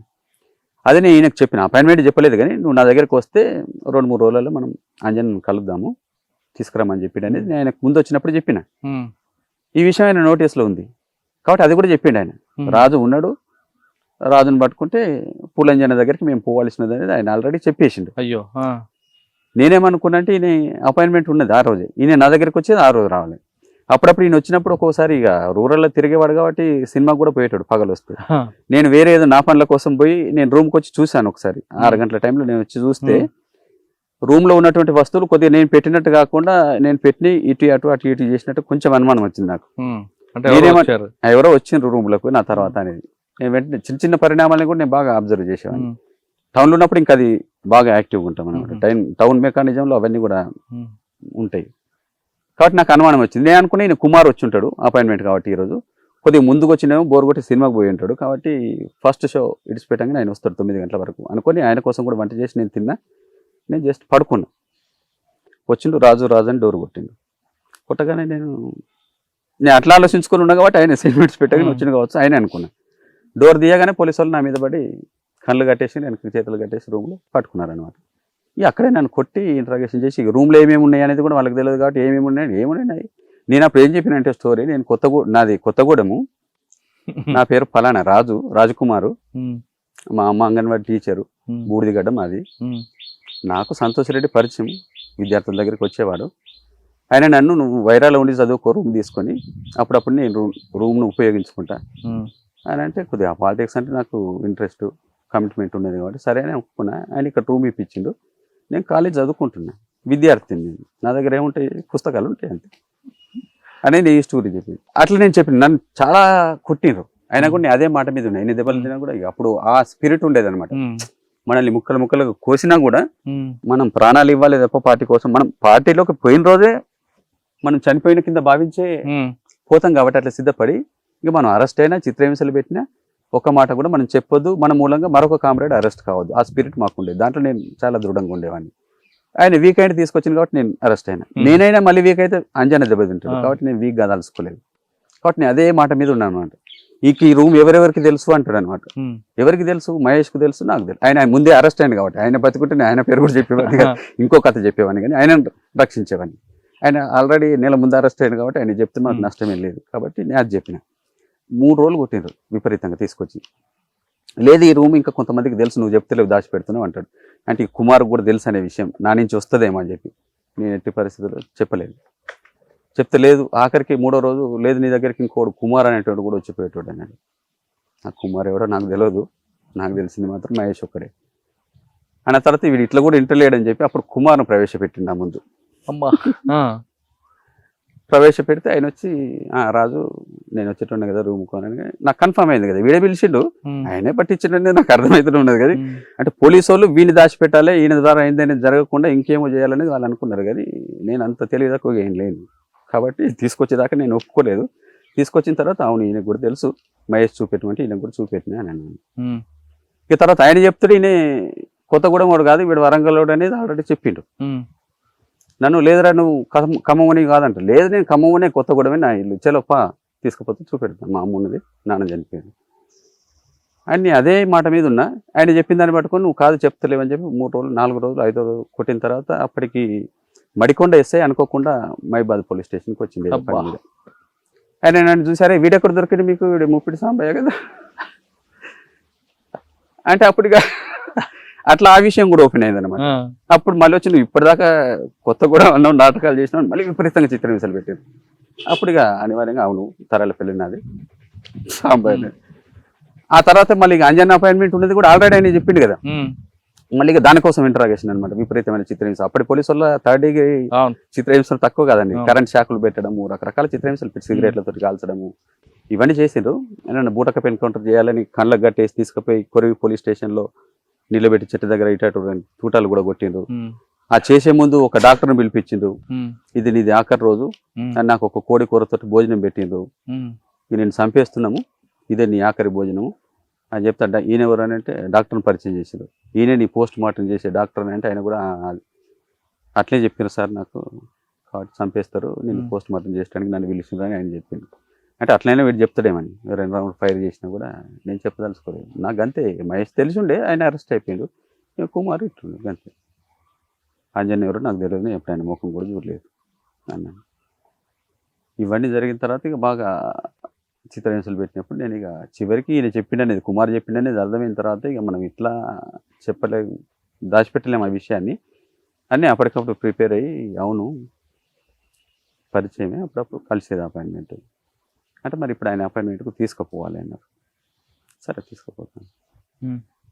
అప్పటికి వాళ్ళందరూ ఒక 30 మంది టీం యాంటీ నక్సలైట్ స్క్వాడ్ వాళ్ళు ప్రిపేర్ అయ్యి నన్ను తీసుకొని స్నానం చేయించి డ్రెస్ చేయించి తీసుకొని పోయారు హైదరాబాద్. నువ్వు కనుక పట్టించకుండా ఏపీటీ తప్పు చెప్పి ఆయన దొరకలేదనుకో, నీ మొత్తం కుటుంబాన్ని పెట్రోల్ పోసి తగలబెడతాం, నేను కూడా చంపి పారేస్తాం. నేను నిజమే చెప్తున్నా, ఒకవేళ దొరకకపోతే మీరు చేస్తాం అనుకుంటే చేయండి అని నన్ను అట్లా తీసుకుపోయారు హైదరాబాద్. అయితే నేను అపాయింట్మెంట్ ఒరిజినల్ అపాయింట్మెంట్ కాకుండా నేను వేరే అపాయింట్మెంట్ వేరే ప్లేస్ చెప్పి టైమింగ్స్ ప్లేస్ అన్ని చేంజ్ చేసి చెప్తే వీళ్ళందరూ వచ్చి అక్కడ మఫ్టీలో ఉండి ఏపీటీ కోసం వెయిట్ చేసినాం. ప్లేస్ అది కాదు కాబట్టి ఎవరు రాలేదు, దొరకలేదు. అప్పుడు కూడా అప్పటికి నా మీద నమ్మకం లేదు, ఈ విషయాలన్నీ కూడా దాచిపెట్టినాయి కాబట్టి అందుకే పదే చెప్పాను అనమాట, నువ్వు ఈసారి కనుక వాళ్ళు దొరకలేదు అనుకో, ఇది అబద్ధం అని తేలింది అనుకో, నీకు మిగిలిన ఇచ్చేది లేదు, మీ కుటుంబాన్ని కూడా చంపేస్తామన్నారు. చంపేయాలి వేరే దగ్గర తీసుకుపోయినాం కాబట్టి ఎవరు రాలేదు. సినిమా టాకీస్ దగ్గర అక్కడ ఫ్రీగా వదిలిపెట్టాను నన్ను, చుట్టూ వాళ్ళు ఉన్నారు తిరుగుతున్నారు, కానీ ఎవరెవరో వచ్చి ఏం సినిమా అండి అని దగ్గరకు వచ్చి అంటే ఆ సినిమా పేరు చెప్తే వాళ్ళు మళ్ళీ దగ్గరకు వచ్చి వీడేనారా వాడెవడో సార్ ఏం సినిమా అంటే చెప్పిన అనేది. అట్లా జరిగిన తర్వాత అది రియల్ కాదు కాబట్టి వాళ్ళు కూడా ఎవరు దొరకలేదు. రియల్గా నేను బలహీనపడి చెప్తే పులంజన్ కూడా అరెస్ట్ అయ్యేవాడు. అప్పుడు చెప్పొద్దని కాపాడాలని దగ్గర నుంచి నేను దెబ్బలేని తిన్నాం కానీ చెప్పలేదు. అట్లా అపాయింట్మెంట్లో కూడా దొరకలేదు కాబట్టి మళ్ళీ తీసుకొచ్చి మళ్ళీ కొన్ని రోజులు నన్ను ఒక 15 రోజుల దాకా స్టేషన్లో చిత్రహింసలు చాలా పెట్టారు, నువ్వు చెప్పలేదు అనే దగ్గర నుంచి. ఇక లాస్ట్కు అరవిందరావు ఎస్పీ ఉండే అప్పుడు, ఆయన కూడా వచ్చి చూసిండు. ఏజ్ కూడా చిన్నది అప్పటికి, నేను 16 years కాబట్టి వదిలేద్దాం, కేసు పెట్టి జైలు పంపండి, చూద్దాం మార్పుదేమో ఒక ఛాన్స్ ఇద్దామని అన్నాడు ఆయన. కాబట్టి అప్పుడు నన్ను మళ్ళీ కొద్ది రోజులు గాయాలని మానిపోయేదాకా ఉంచి తీసుకుపోయి అప్పుడే అరెస్ట్ చేసినట్టుగా కథ. చెప్పలేదు. ఇన్ని రోజులు అప్పుడు 1 సంవత్సరం జైల్లో ఉన్నాను, వరంగల్ జైల్లో. ఇన్ని చిత్రం పెట్టినప్పుడు ఎప్పుడైనా అనిపించలేదు ఎందుకురా మనకి ఇదంతా అని? అంటే మీ బలం అలాంటిదా? ఛాన్సే లేదు, చనిపోవడానికి సిద్ధపడే నేను పోయినా కదా. అనేక పుస్తకాలు చదివింది ఉన్నాను నేను పార్టీలోకి పోకంటే ముందే, 200-250 పుస్తకాలు, సైద్ధాంతిక పుస్తకాలు, నవలలు, వాటిలో ఇతర దేశాల విప్లవ చరిత్రలు, దాంట్లో అనేక చిత్రహింసలు పెట్టినటువంటి కామ్రేడ్స్ ఎంత దృఢంగా వ్యవహరించిండ్రు, వాళ్ళు ఎట్లా ప్రాణాలు ఇచ్చిండ్రు అనేటువంటి ఎంత కూడా ఎంతో స్ఫూర్తిగా మేము అప్పటి తరం తీసుకునే వాళ్ళం. కాబట్టి అవన్నీ కూడా నా మైండ్లో ఉన్నాయి కాబట్టి నేను దేనికి లొంగడానికి సిద్ధంగా లేను. నన్ను ముక్కలుగా నరికినా కూడా నేను ఏ విషయం చెప్పొద్దనే కమిట్మెంట్ తోటి ఉన్నాను కాబట్టి నేను చెప్పలేదు. ఆయన రక్షణ సంవత్సరం పాటు జైల్లో ఉన్నారు. జైల్లో బయటకు వచ్చాక అదే వీళ్ళు బెయిల్ మీద తీసుకొచ్చిన అమ్మ నాన్న వాళ్ళే ఇప్పటికైనా పోకరాని చాలా బతలాడిండ్రు, ఏడ్చిండ్రు. అయినా నా స్పిరిట్ ఏం తగ్గలేదు. ఆయన చిత్రహింసలకు గురైనా జైల్లో ఉన్నా. జైల్లో కూడా పుస్తకాలు చదివినాం. Jail campaign Warangal jail, Warangal central jail. కాబట్టి ఇంకా స్పిరిట్ పెరిగిందే తప్ప తగ్గలేదు నాలో. కాబట్టి నేను రాగానే పార్టీ మళ్ళీ కాంటాక్ట్ వస్తే పోవాలనే సంసిద్ధతతో ఉన్నాను. అప్పటికి నేను అనుకున్నట్టుగానే 4 రోజులు కూడా కాలేదు, వెంటనే పార్టీ మళ్ళీ నా దగ్గరకు ఉత్తరం పంపింది. రణదేవి ఉండే అప్పుడు బయట పంపింది. మీ మీద ఒక అబ్జర్వేషన్ ఉంటుంది కదా, ఎవరు చేయలేదా అప్పట్లో పోలీసులు? అప్పుడు రూరల్లో రోజువారీగా వచ్చి ఎవరు వస్తున్నారని అబ్జర్వ్ చేయలేరు కదా. మట్టిలో అప్పుడప్పుడు వచ్చేవాళ్ళు తిరిగేవాళ్ళు, కానీ వచ్చి పోలీస్ స్టేషన్కి అటెండెన్స్ కోసం కూడా పోయినా నేను 1-2 సార్లు. సండే పోయి సంతకం పెట్టి వచ్చేది. మిగతా రోజులలో 24 అవర్స్ ఎవరు ఉంటారు కదా. అట్లా లెటర్ ఏం పంపింది మీకు? అదే మళ్ళీ నువ్వు ఏమనుకుంటున్నావు, వస్తావా విరమించుకుంటావా, రావాలనుకుంటే మాత్రం నువ్వు రా, వెంటనే అపాయింట్మెంట్ ఉన్నది అనేది క్రాంతి అనేది ఉత్తరం రాసి పంపిండు. ఆ ఉత్తరం చూడగానే నేను పోవాలనేది నిర్ణయించుకొని ఉన్నాను కాబట్టి వెంటనే మళ్ళీ నేను. ఎక్కడ కలిసారు మీకు అప్పుడు? ములుగా కాదు, హనుమకొండలో కొత్తూరు. అప్పుడు మన ప్రకాష్ అని అప్పుడు ఒక ఆర్గనైజర్ జైలు నుంచి బయటకు వెళ్ళగానే పట్టుకొని చంపేసారు. ఆ అమ్మ ఇప్పటికి ఉన్నది, బతుకున్నది. వాళ్ళ ఇంట్లో వాళ్ళ కుటుంబం అంతా, భాగ్యక్క వాళ్ళ పులంజన్న భార్య వాళ్ళ తల్లి. అక్కడ సినిమాటాకిస్ దగ్గర అపాయింట్మెంట్. అడిగి పోయిన తర్వాత వాళ్ళ తమ్ముడు చిన్నోడు సీను అని తర్వాత గ్రైనేడ్ బేలి చనిపోయింది మెదక్లో. అప్పుడు వాడు చిన్నోడే, నాకంటే చిన్న వయసు. వాడు అప్పుడు చదువుకుంటేనే వాడు కొరియర్గా, క్రాంతి అనేది ఒక కొరియర్గా పనిచేసేవాడు. ఇట్లాంటి అపాయింట్మెంట్స్కు పిల్లోడు కాబట్టి అనుమానం రాదని నేను పంపించాడు. సైకిల్ మీద వచ్చి నన్ను రిసీవ్ చేసుకొని భాగ్యక్క వాళ్ళ ఇంటికి వాళ్ళ ఇల్లుకే. క్రాంతి రణదేవు తర్వాత అప్పటి రామకృష్ణ నాగేశ్వరరావు, అప్పటికి వాళ్ళు ఇంకా చనిపోలే, పాత రామకృష్ణ నాగేశ్వరరావు ఉండే కదా స్టూడెంట్ లీడర్స్. రామకృష్ణ జిల్లా కమిటీ మెంబరు, ఈయన స్టూడెంట్ ఆర్గనైజర్. ఆయన చెప్పిన ఎక్కడికి వెళ్ళారు మీరు? వాళ్ళు వచ్చి కలిసి మాట్లాడి నన్ను హైదరాబాద్ అపాయింట్మెంట్ పంపారు. అక్కడ పంపితే అదే పులంజన్న కలిసింది. అక్కడి నుంచి ఖమ్మం పంపారు.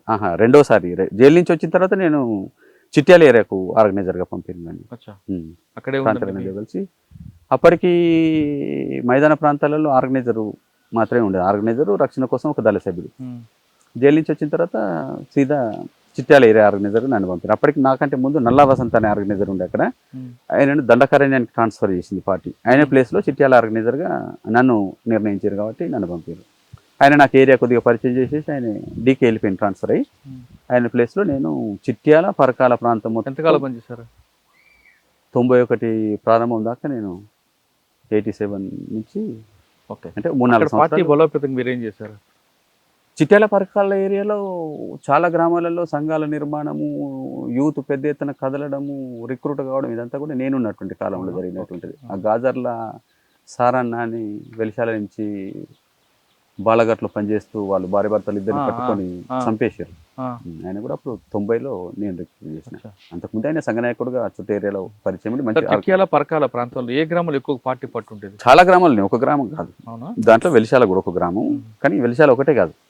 ఆ కాలంలో చాలా గ్రామాలు ఉన్నాయి అట్లాంటి. టేకుమట్ల, వెలిశాల, కుందనపల్లి, రాగపురము, చల్లగరిగే, ఇట్లా చిట్యాల ప్రాంతంలో ఆ కాలంలో చాలా గ్రామాలే మనకు హెడ్ క్వార్టర్స్గా పనిచేసినాయి. మరీ ముఖ్యంగా 90 కాలంలో చిట్యాల పరకాల ఏరియాలో ప్రతి విలేజ్ మాకు హెడ్ క్వార్టరే. కేవలం ఒక వెలిశాల మాత్రమే కాదు, వెలిశాల లాంటి అనేక గ్రామాలు ఉన్నాయి.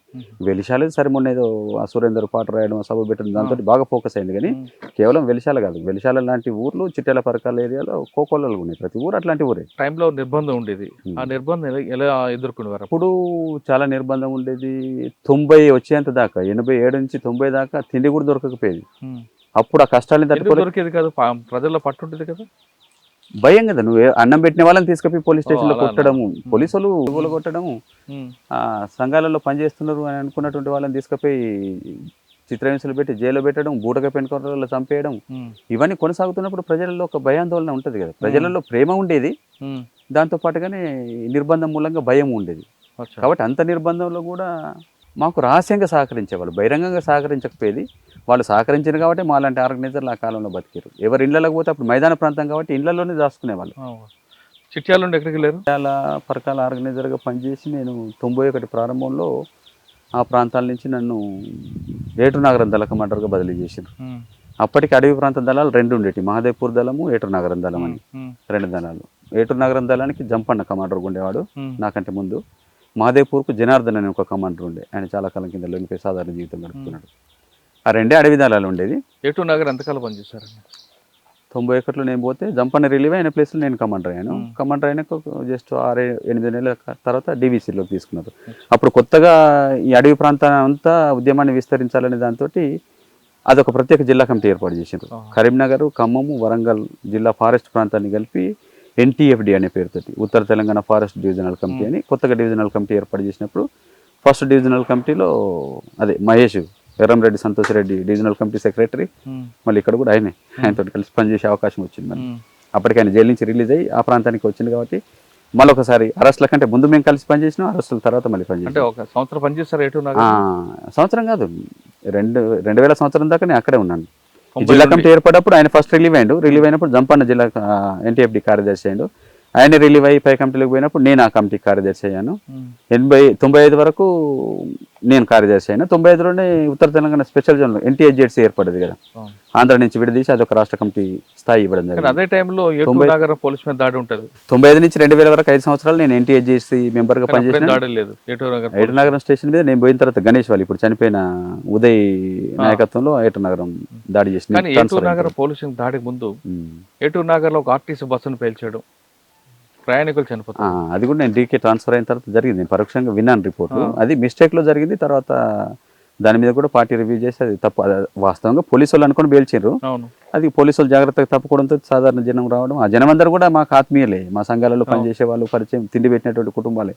ఆ విషయంలో పార్టీ కూడా చాలా దుఃఖానికి గురైంది. అదే మన ప్రజల్ని మనమే చంపుకున్నాం అనేది. అయితే అది మిస్టేక్ వల్ల జరిగింది, ఉద్దేశపూర్వకంగా జరిగింది కాదు.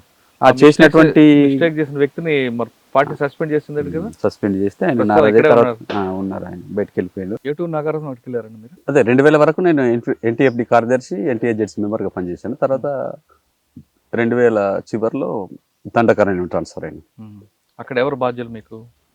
దండకరణ్యంలో అప్పటికి ఈ సోను సెక్రటరీగా ఉన్నాడు. దండకరణ్య ఎవరు? వేణుగోపాల్. మల్లోజు వేణుగోపాల్. వేణుగోపాల్. అక్కడ ఎంతకాలం చేశారు సోను దగ్గర? మొత్తంగా నేను 2012 వరకు డీకే సోనుతో పాటు. సోను అని కాదు, అక్కడ ఉన్నటువంటి లీడర్షిప్ అంతా ఎక్కడెక్కడ చేశారు దండకరణ్యం? HZDC అన్నప్పుడు మొత్తం జోన్కంతా బాధ్యత వహిస్తుంది కదా. నేను ఇక్కడి నుంచి పోగానే నిర్దిష్టంగా నా వర్క్ డివిజన్ గడిచిరోలి. గడిచిరోలి జిల్లా కమిటీని ఒక 3 సంవత్సరాలు నేను గైడ్ చేసిన HZDC మెంబర్గా. ఆ తర్వాత నేను ఇటు దక్షిణ బస్తర్ వైపు ట్రాన్స్ఫర్ అయ్యి దక్షిణ 13 సంవత్సరాలు ఉన్నారు కదా మీరు, 2000 నుంచి 2013 వరకు. ఈ 13 సంవత్సరాల్లో మీరు ప్రజల కోసం చేసిన ఒక కార్యక్రమాలు చెప్పడం బాగా మీకు మనసుకు నచ్చి ఇప్పటికైనా అరే ఇలా చేశాను సంతోషపడే సంగతి? ఇక 1-2 కాకుండా అక్కడ జంతన సర్కార్లనే నిర్మాణం చేసి గ్రామాలలో ఫారెస్ట్ దోపిడీకి వ్యతిరేకంగా పోరాడి వాళ్ళ దోపిడీ జులుంనంతా కూడా అణచేసినాం. గ్రామాలలో పెత్తందారుల ఆధిపత్యాన్ని అంతా తీసేసినాం. ప్రజలకు మహిళల మీద ఉన్నటువంటి పితృస్వామ్య అణచివేతను కూడా మేము తొలగించినాం. దాంతో మహిళలకు కూడా ఒక విముక్తి లాంటి ఫీలింగ్ వచ్చింది. తర్వాత ఇవన్నీ చేస్తూ అనేక అడవులు నరుక్కొని ప్రజలందరికీ భూమి లేని కుటుంబం లేకుండా పోయింది కదా పార్టీ వచ్చిన తర్వాత. అప్పటి వరకు ఫారెస్ట్ వాళ్ళ ఆధిపత్యంతో చిన్నగా అడవి నుంచి కట్టెల కోసం పొయ్యిల కట్టెలు తెచ్చుకున్నా కూడా పన్నులు కట్టించి ఇంట్లోకి వచ్చి బెదిరించి కొట్టుడు ఇవన్నీ చేసేవాళ్ళు కదా. అట్లాంటి దగ్గర నుంచి మొదలై అలాంటి దోపిడీ అంతా ఫారెస్ట్ వల్ల దులుము తగ్గిపోయింది. ఊర్లలో ఉన్నటువంటి పెద్ద మనుషులు పెత్తందారుల దోపిడీ తగ్గిపోయింది. మహిళల మీద ఉన్నటువంటి అణచివేత, పితృస్వామ్య అణచివేత అది చాలా వరకు తగ్గిపోయింది. కాబట్టి ఇట్లా మహిళలు, రైతులు, కూలీలు, తర్వాత ఈ కూలీ రేట్ల పెంచడం, వెదురు కూలీ రేట్లు, తునికాకు రేట్లు, తర్వాత భూములు, అడవి భూములన్నీ కూడా నరుక్కొని భూమి లేని కుటుంబమే లేనటువంటి పరిస్థితి వచ్చింది. ప్రతి ఒక్కరికి 2 ఎకరాలు, 3 ఎకరాలు, 5 ఎకరాల వరకు కొట్టుకున్నారు. కాబట్టి ఇట్లా భూములు సంపాదించుకోవడము, కూలీ రేట్లు పెరగడం, ఈ వీళ్ళ మీద కొనసాగుతున్నటువంటి అణచివేత తొలగిపోవడం అనేది ఇవన్నీ చాలా ముఖ్యమైనటువంటి పరిణామాలు వాళ్ళ జీవితంలో. కాబట్టి ఎందుకు దండకారణ్యం ఇన్నేళ్ళు నిలబడి అన్ని నిర్బంధాలను తట్టుకొని గ్రామాలు తగలబెట్టినా, మహిళల్ని అత్యాచారం చేసినా, వాళ్ళ పిల్లల్ని పెద్ద సంఖ్యలో ఎందుకు పంపారు జనాలే మీటింగులు పెట్టి నిర్ణయించి పోండ్రా బాబు మీరు మళ్ళీ తిరిగి రావద్దు, మీరు కొట్లాడాలని చెప్పి పంపినటువంటి గ్రామాలు అనేకం. ఒక్కొక్క గ్రామం నుంచి 40 నుంచి 60 మంది కూడా రిక్రూట్ అయినటువంటి గ్రామాలు ఉన్నాయి. కాబట్టి ఎందుకు వాళ్ళంతా పార్టీని ఓన్ చేసుకొని అంత పెద్ద సంఖ్యలో రిక్రూట్ చేసిండ్రు అని అంటే ప్రజలకు పార్టీ అట్లాంటి చైతన్యాన్ని కలిగించింది. ఆ సమస్యలన్నిటి పట్ల పోరాడిపించి వాటన్నిటిని పరిష్కరించింది. కాబట్టి ప్రజలలో ఆ నమ్మకం, ఆ విశ్వాసం పెరిగింది. కాబట్టి జంతన సర్కార్లు ఏర్పడిన తర్వాత ప్రజల జీవితాలలో మనం చేయగలిగినటువంటి సంస్కరణలు కూడా విప్లవ సంస్కరణలు అనేకం. భూమి చదును చేసుడు, వ్యవసాయంలో మెరుగుదల తీసుకురావడము, 2 పంటలు పండించే స్థితి తీసుకురావడము, ఇట్లాంటివన్నీ కూడా ప్రతి విషయాలలో ఊర్లలో జరిగేటువంటి నేరాలని పరిష్కరించుకోవడానికి న్యాయ కమిటీ ద్వారా, ప్రజా పంచాయతీ ద్వారా సమస్యల్ని పరిష్కరించుకోవడం, ప్రతి విషయాన్ని ఉమ్మడిగా గ్రామం నిర్ణయాలు తీసుకోవడం, ఊర్లలో ఈ తాగునీటి వసతి కూడా లేకపోయేది కదా, చువ్వల్ని బాగు చేసి మంచినీటి వసతిని ఏర్పాటు చేసుకోవడం, ఇట్లా చేయగలిగిన స్కూల్స్, ఆదివాసీ పిల్లలకు పార్టీ స్కూల్స్ నిర్మాణం చేసి దళాలలో ఉన్నటువంటి గాయపడ్డ వాళ్ళు, పనిచేయలేనటువంటి వాళ్ళని టీచర్స్గా పెట్టి ఆశ్రమాలు కూడా నడిపినాం మేము. అక్కడ చాలా ఆశ్రమాలు కూడా నడిచినాయి. జంతన్ సర్కారు మీకు ఒక గుండెకాయ లాంటిది.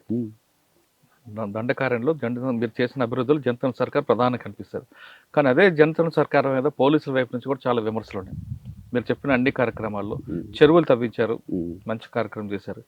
కానీ చెరువులు తవ్వించడమే కాదు, దానికి ఇంకా డెవలప్మెంట్ ఉంటుంది. కమర్షియల్ పంటలు పండించడానికి రైతులకి మీరు సరిగ్గా అవగాహన కల్పించలేదు ఒకటి. స్కూల్లో కూడా పిల్లలకి చదువు నేర్పారు, మంచి కార్యక్రమం. కానీ ఆ స్కూల్లో ప్రభుత్వానికి వ్యతిరేకం పాఠాలు చెప్పడంలో ఎక్కువ ప్రాధాన్యత ఇచ్చారు, అదొకటి.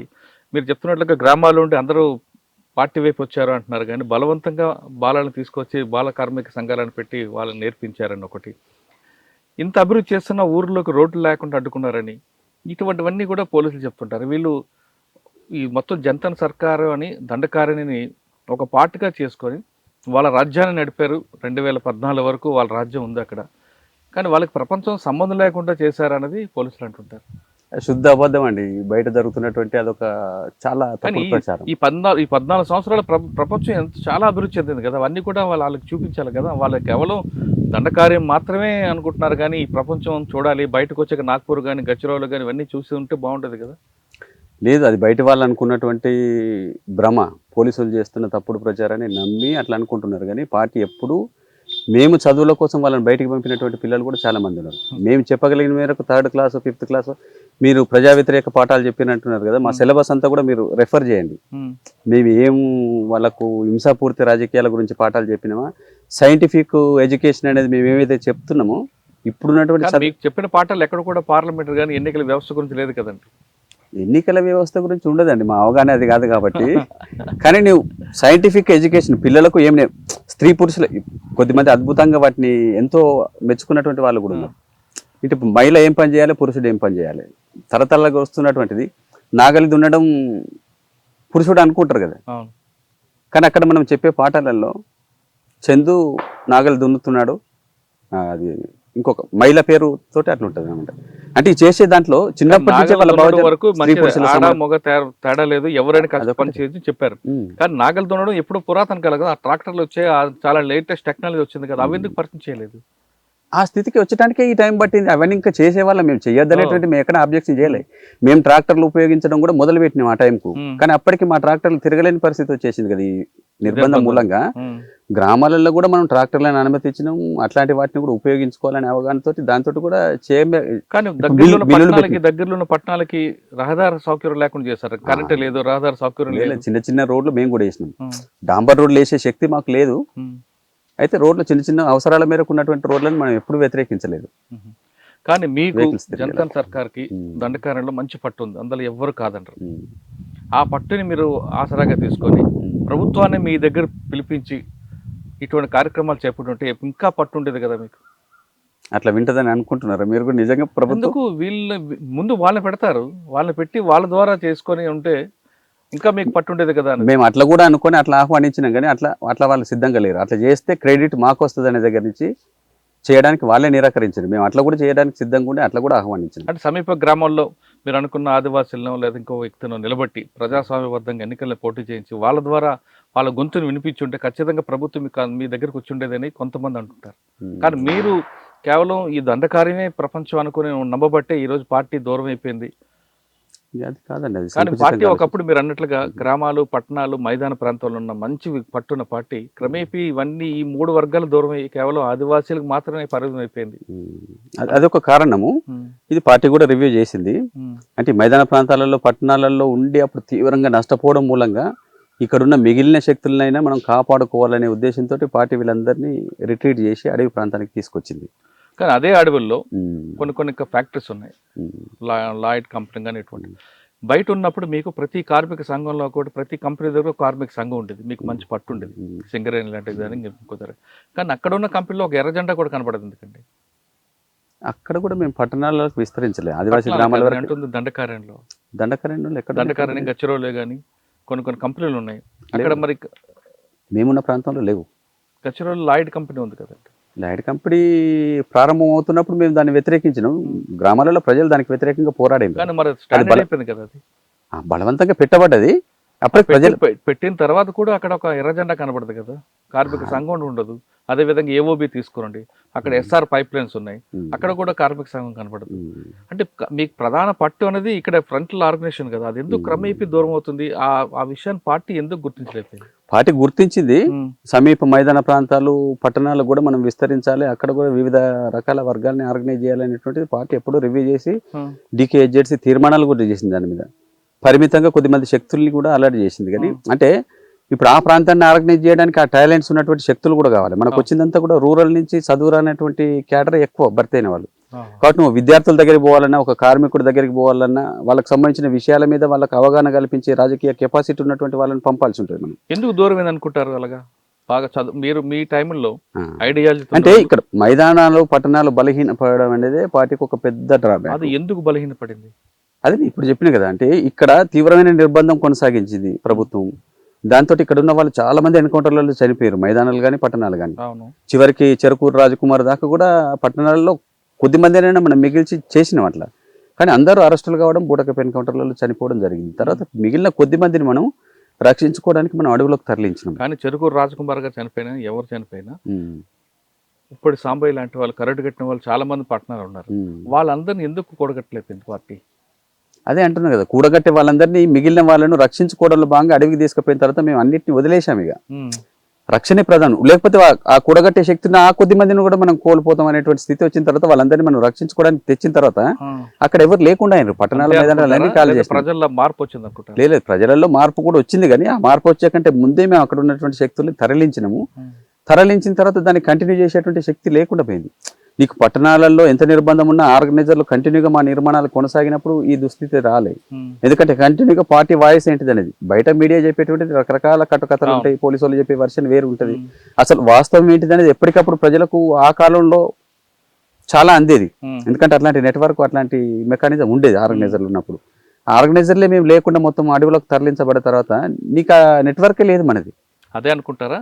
లేదా బయటకు వచ్చిన ప్రపంచంలో, సమాజంలో కుల సంఘాలు పెరగడం కానీ, లేదా వ్యక్తుల్లో స్వార్థం పెరగడం కానీ, మీలాంటి వాళ్ళు అప్పుడు వర్గపోరుకు ఎక్కువ ప్రాధాన్యత ఇచ్చారు. ఇప్పుడు కానీ వర్గపోరుక, స్వార్థపోరుక ఉండదు.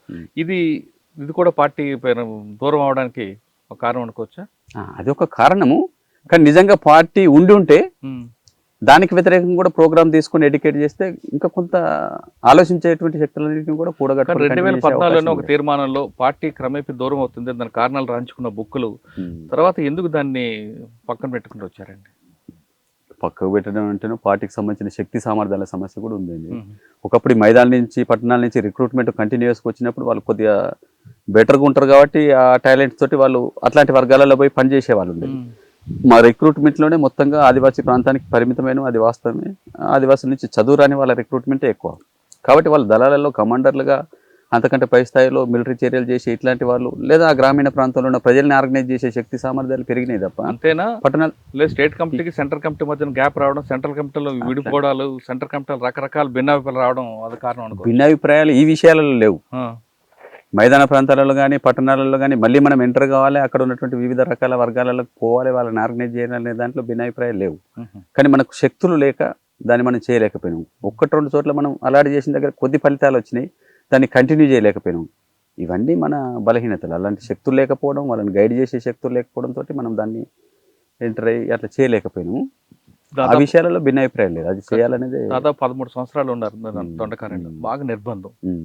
ఈ నిర్బంధాలు ఎలాగ మీరు ఎదుర్కొన్నారు? 13 ఏళ్ళలో కూడా మీకు దాడులు, చాలా దాడులు తప్పించుకుని ఉంటారు. 1-2 చెప్పండి తప్పించుకున్న దాడులు. దండకారణ్యంలో దాడులు జరిగింది తక్కువ నా మీద. ఎందుకంటే దండకారణ్యంలో అప్పటికే నేను పోయిన తర్వాత ఈ గ్రామరాజ్య కమిటీలకి జనతన సర్కార్లుగా మార్చడం ఇవన్నీ మొదలైన తర్వాత ప్రజలలో మేము బాగా కన్సాలిడేట్ అయినాం. ప్రతి ఊరు మాకు ఒక ఉక్కు కాటలాగా మారింది. ప్రజలందరూ దాదాపు ఏదో ఒక నిర్మాణంలో ఉన్నారు. ఏ ఊర్లో నువ్వు చూసినా ఏ ఒక్క మనిషి కూడా ఆ నిర్మాణాల నుంచి బయట లేరు. మహిళలు, పురుషులు, పిల్లలు, అన్ని రకాల వాళ్ళు ఉన్నారు. క్యాంపులు ఉన్నా సరే మీకు సపోర్ట్ ఉంటుంది. వాళ్ళే సెంట్రీలు ఉంటారు కాబట్టి నీకు ఆవిడ బయలుదేరంగానే మనకు సమాచారం వస్తుంది. వస్తే మిలిషియా వాళ్ళే ముందు అక్కడ అటాక్ చేసి వాళ్ళని డిస్టర్బ్ చేస్తారు, వీళ్ళని అలర్ట్ చేస్తారు. కాబట్టి మా మీద డైరెక్ట్ దాడులు జరగడానికి నేనున్న కాలంలో అవకాశం లేదు. శత్రువు అప్పటికి ఇంకా బలం అంతా పెంచుకోలేదు కాబట్టి అట్లా డీకేలో నేను దాడులకు గురైంది తక్కువ. నేను NTFDలో ఉన్నప్పుడు ఎన్కౌంటర్స్ లో నా మీద జరిగినాయి. వాటిలో ప్రతిఘటిస్తూ ఫైరింగ్ చేస్తూ తప్పుకున్న ఘటనలు ఉన్నాయి. తర్వాత ఒడిశాకు పోయిన తర్వాత అక్కడ మేము వీక్ కాబట్టి అక్కడ పోయిన తర్వాత చాలా ఘటనలు జరిగినాయి. ఎక్కడ ఒడిశాలో? ఒడిశాలో ప్రజా పునాది అంత పెరగలేదు కదా డీకే లాగా. శత్రు సమాచారం పోవడం ఒడిశాలో ఏఓబి ప్రాంతంలో బాగా పెరిగింది కదా, మల్కన్గిరి ఏఓబి ఆ ప్రాంతం. అక్కడ కొంత పెరిగింది, తర్వాత వీక్ అయింది అనుకోండి. మేము పోయినటువంటి ప్రాంతంలో అక్కడ కూడా ఒక 2 years వరకు బాగా ప్రజలలో ప్రభావం పడింది. మీకు పనిచేసిన ప్రాంతంలో కూడా కొంచెం ప్రజల సపోర్ట్ ఉండాలి. నౌపాడ గానీ గరియాబాద్ ఇటు ప్రాంతాల్లో ఉన్నారు. 2-3 సంవత్సరాల వరకు చాలా సపోర్ట్ ఉంది. అక్కడ కూడా ఇదే నిర్బంధం మొదలై క్యాంపులు వేయడం, తర్వాత సహకరించిన వాళ్ళని అరెస్ట్ చేయడం, జైలు పెట్టడం ప్రారంభమైన తర్వాత మళ్ళీ ప్రజల్లో కొంత భయాందోళనలు నెలకొని ఆ ఒరిస్సాలో తప్పించుకున్న ఘటన చెప్పండి. మేమే దాడి నుంచి ఎన్కౌంటర్లు చాలా జరిగినాయి, ఒకటి కాదు. ఇప్పుడు నేను చివరికైతే 23లో కులాడి ఘటన నేను రాసి పంపినటువంటిది ఒకటి ఉండదు. చలపతి చనిపోయిన ఘటన, అదొక పెద్ద ఇన్సిడెంట్ కదా. చెప్పండి. చలపతి గారు ఎలా చనిపోయారు? 16 మంది అమరులైనటువంటిది. మేము డివిజన్ ప్లీనం జరపాలనేటువంటి ఈ డివిజన్ ప్లీనం జరపడానికి కూడా వాస్తవంగా నేను వ్యతిరేకించాను, నా భిన్నాభిప్రాయం అది. ఖగార్ ఆపరేషన్ స్టార్ట్ అయిన తర్వాత ఇలాంటి మనం ఈ పెద్ద మొత్తంలో మొబిలైజేషన్ అనేటువంటి ప్రోగ్రామ్సే పెట్టుకోవద్దు. చిన్న చిన్న టీములుగా విడిపోయి ఈ 2 ఏళ్ళు ఖగార్ ఆపరేషన్ పూర్తి అయ్యేంత వరకు కూడా కేవలం మనం ఉత్తర ప్రత్యుత్తరాల సంబంధాలలో ఉంటూ ఖగారు పూర్తయినాకనే మళ్ళీ కలవాలి అనేటువంటిది నా అవగాహన. కానీ మీ అవగాహన మంచిదే, కానీ చలపతి అతని భార్య ఇద్దరు కలిపి ఫోటోలు దిగడం, ల్యాప్టాప్లు ఉండడం, అదే ఒక మైనస్ అయింది అన్నది. అది ఫోటో పోతే దాంతో వచ్చేది ల్యాప్టాప్ వాడడం, ఆ సిగ్నల్ ద్వారా ఆయనకి ట్రాక్ చేసి. ఆయన చనిపోయిన ఘటన వేరు. నేను దాని గురించి చాలా డీటెయిల్ గా రిపోర్ట్ రాసి పంపాను బయటకు వచ్చేకంటే ముందే. ఆ ఘటనలో ఆ ఫోటోకి కానీ ఆ కనెక్షన్స్ కానీ అవన్నీ బయటకు చెప్పే కారణాలు వేరండి. వాస్తవంగా జరిగినటువంటిది ఎవరు నీకు బయటకు చెప్పారు, ఎట్లా జరిగింది. మీ సోర్స్ దాచుకోవడం అనేది అది కామన్ కదా. పార్టీలో ఉండే ఇంటెలిజెన్స్ కానీ ఎవరైనా కూడా వాళ్ళ చలపతి ఘటన అది నేను చెప్తున్నా. డివిజన్ ప్లీనం జరపాలనే సన్నాహాలలో భాగంగా మేమంతా జమ అయి ఉన్నాం అక్కడ. చలపతి, నేను, ఆ కులాడి ఘాటి అనే ప్రాంతం. కులాడి ఘాటి ఒక గ్రామ పంచాయతీ నవపాడ జిల్లాలో వస్తుంది. ఛత్తీస్గఢ్ ఈ ఒడిశా బార్డర్లో, గరియాబంద్ నవపాడ జిల్లాలో బార్డర్ ప్రాంతం అది. ఆ కులాడి ఘాటి అనేటువంటిది అక్కడ హిల్స్ ఉంటాయి అన్నమాట కంటిన్యూస్గా. అక్కడ అప్పటికే శత్రువు కేంద్రీకరణ క్యాంపులు వేసారు, స్పెషల్ బ్యాచెస్ తయారు చేసిన తర్వాత నిరంతరం కూంబింగ్ జరుగుతున్నాయి. ఆ ప్రాంతంలో ఆ టైంలో అట్లాంటి ప్రోగ్రామ్ పెట్టుకోవడమే అసలు తప్పు. అయినప్పటికీ ఆల్రెడీ కమిటీ ఒక నిర్ణయం చేసుకున్నాం కాబట్టి దాన్ని కంటిన్యూ చేయడంలో భాగంగా మేము అక్కడక్కడే టచ్ ఆడుతూ ఈ సన్నాహాలన్నీ చేసుకున్నాం. ప్రిపరేషన్ అంతా, ఈ ప్రిపరేషన్ చేస్తున్నదంతా వాచ్ చేస్తున్నాడు శత్రువు. ఎక్కడి నుంచి సప్లైస్ పోతున్నాయి, బియ్యం ఎక్కడి నుంచి, అప్పటికే దుకాణదారులందరినీ వాళ్ళు బెండ్ చేసుకొని ఎక్కడి నుంచి మేము ఒక 5 కిలోల సామాన్ తీసుకుపోయినా శత్రువుకు సమాచారం పోయేలాంటి నెట్వర్క్ అప్పటికే పెరిగింది, పోతున్నది. వాళ్ళు వెంట వస్తున్నారు బలగాలు. అయినప్పటికీ మేము ప్లేసులు చేంజ్ చేస్తూ అట్లా ఇట్లా చేస్తూ చేసినాం. ఇక అప్పటికి లాస్ట్ ఇది నడవదు, దీన్ని మనం క్యాన్సిల్ చేసుకోవాలనే నిర్ణయం, బ్యూరో మీటింగ్ జరిగి ఆ నిర్ణయం తీసుకొని విడిపోదాం అనేటువంటిది ఆల్రెడీ నిర్ణయం అయిపోయింది. రేపు విడిపోవాల్సింది. ఇక చలపతి రిక్వెస్ట్ చేసి జస్ట్ రేపు విడిపోదాం, ఈ రోజు వద్దు అని అన్న తర్వాత మేము ఆగిపోయినాం. ఒక్కరోజు ఎక్స్టెండ్ చేసుకొని ఆ ఒక్క రోజులోనే ఘటన జరిగింది. అప్పటికే ఆ ప్రాంతంలో మేము పరిసరాలలో ఉన్నామనేటువంటి సమాచారం పోయింది. మేము ఆ జరిగిన ప్లేస్ దగ్గర కూడా ముందే వాళ్ళు రెక్కి చేసుకుని ఇక్కడ అప్పుడప్పుడు డేరాలు వేస్తారని చెప్పి ఇన్ఫార్మర్స్ని పెట్టారు. వెదురులు నరికే వాళ్ళ పేరుతో వచ్చి వాచింగ్ పెట్టారు అనమాట. వీళ్ళకి వచ్చినప్పుడు చెప్పాలి. జరిగిందండి ఘటన తెల్లవారుజామున 5 గంటలకే బ్యాచెస్ మొత్తం అనేక వలయాలుగా చుట్టుముట్టారు. మేము ఆ సాయంత్రం వస్తున్నప్పుడే 6 గంటల టైంలో వెదురులు నరికే వాళ్ళు కలిసిండ్రు అనమాట. అప్పటికి మాకు చర్చ జరిగింది, అసలు వీళ్ళు ఎవరు ఉండొచ్చా, మనం ఇక్కడి నుంచి పోవాలన్నా అని. అంటే వీళ్ళు లోకల్ వాళ్ళు ఏమన్నారంటే, లేదు మనకు కలిసే వాళ్ళే, నమ్మొచ్చు, మనం పొద్దున్న లేచి పోయేదే కాబట్టి ఉండొచ్చు అని. అంటే మేము ఆ నమ్మకంతో ఆగినాం. వాళ్ళు పోయిన ఇన్ఫర్మేషన్ ఇచ్చింది సాయంత్రం 6 గంటలకు. కాబట్టి వాళ్ళు 2 రాష్ట్రాల పోలీసు వాళ్ళంతా ఆర్గనైజ్ అయ్యి అనేక వలయాలుగా, ఆ టెరైన్ కూడా అంత మంచిది కాదు. 2 వైపులా పెద్ద 2 లోయలు ఉంటాయి అనమాట. వాటిని ఎక్కడ పడితే అక్కడ క్రాస్ చేయరాదు. ఎక్కడెక్కడైతే క్రాస్ చేయగలుగుతాం అక్కడల్లో ఒక ప్లాటూన్ ఫోర్సెస్ని ఎంగేజ్ చేసి మొత్తం సీల్ చేసేసింది అనమాట. ఒకవైపు మొత్తం పెద్ద రాజు కోటల్ లాంటి అది గుట్ట ఉంటుంది అనమాట, కట్ అయినట్టు, దాన్ని ఎక్కలేము అట్లా.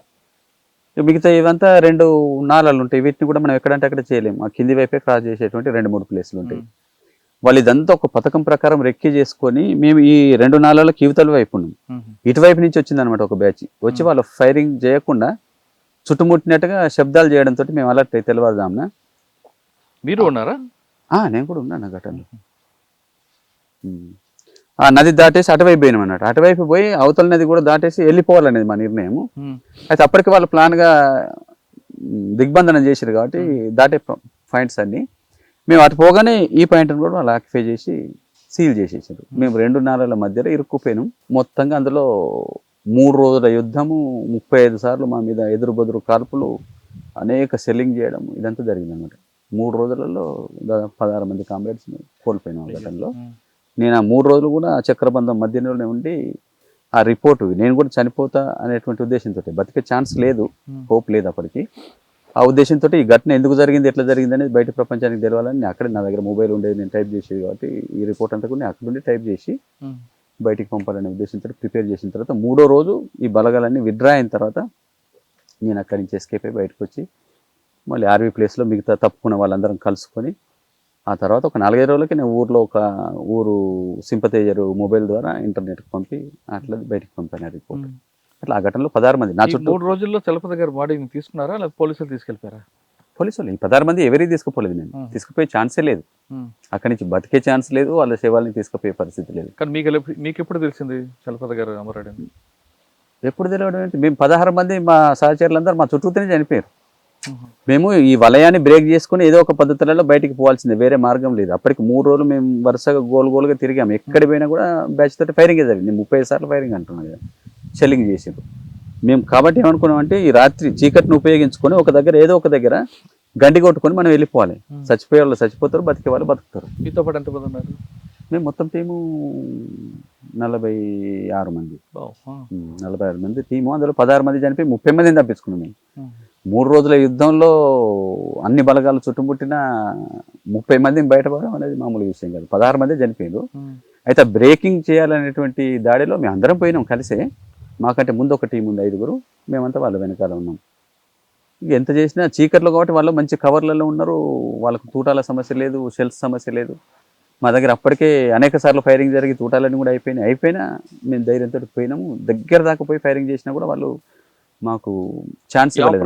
ఎవరు చేశారండి అప్పుడు? పోలీసులు ఛత్తీస్గఢ్ 2 రాష్ట్రాలు వాళ్ళ సమన్వయంతో చేసింది. మీకు ఆ ప్రాంతంలో బాగా ఇబ్బంది పెట్టిన పోలీస్ ఆఫీసర్ ఎవరు? ఇంకా ఒక్కరేంది, ఆ ప్రాంతాలలో పనిచేస్తున్న అందరూ ఒకరి తర్వాత ఒకరు నిర్బంధాన్ని కంటిన్యూ చేశారు. ఎవరో ఒకరు బయటకు వచ్చారు. దీనికి రిటాలియేషన్ చేయాలనుకున్నారా? అప్పటికి రిటాలియేషన్ చేసేటువంటి పరిస్థితులు లేవు. ఆత్మరక్షణ చేసుకోవడం ఎట్లా అనేదే చేసుకోలేని స్థితి వచ్చింది అప్పటికి. కాబట్టి రిటాలియేషన్ సమస్య లేదు. అంతకుముందు కాలంలో జరిగిన వాటికి అట్లా చేసినాము, అవకాశం ఉన్నప్పుడు, మన బలం ఉన్నప్పుడు. కానీ 2 years జరిగినటువంటి కగార్ ఆపరేషన్లో మళ్ళీ మనం ప్రతిఘటన గురించి ఆలోచించే ఛాన్స్ లేదు. కాబట్టి అది జరిగిన తర్వాత వరుసగా అనేకం అట్లాంటి వలయాలలో తప్పుకోవడం, ఆత్మరక్షణ చేసుకోవడం అనేటువంటిదే గగనంగా మారినటువంటి స్థితిలో వెంటనే ప్రతిఘటన. సార్ ఆ టైంలో మల్లోజ్ వేణుగోపాల్ గారు లెటర్ రాశారు, మన పార్టీని లీగలైజ్ చేద్దాం, తప్పుకుందాం. ఆ లెటర్ని దేవ్జీ గారితో పాటు కొంతమంది మీలాంటి వాళ్ళు వ్యతిరేకించారు. మరి తిరిగి బయటికి రావాలనుకున్నారు? మా దాకా ఆ లెటర్ రాలేదు, నాకు చేరలేదు. నేను బయటకు వచ్చిన తర్వాత నాకు మహాసముద్ర ఎస్పీ ఇచ్చింది. అడిగితే నేను మహాసముద్ర ఎస్పీ వాళ్ళు ఇట్లనే అన్నారు, ఈ సోన్ రాసిన లెటర్ చూసిన 21 పేజీలు అంటే అప్పటికి నాకు రాలేదు సోన్ ఉత్తరం.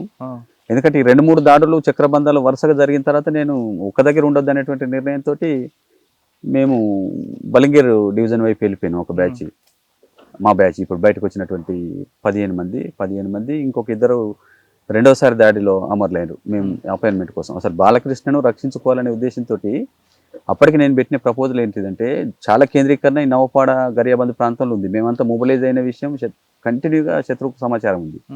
ఆ సమాచారం ఆధారంగా చాలా కేంద్రీకరిస్తున్నాడు. కాబట్టి ఈ కేంద్రీకరిస్తున్న టైంలో మనం ఇక్కడ ఉండడం సురక్షితం కాదు.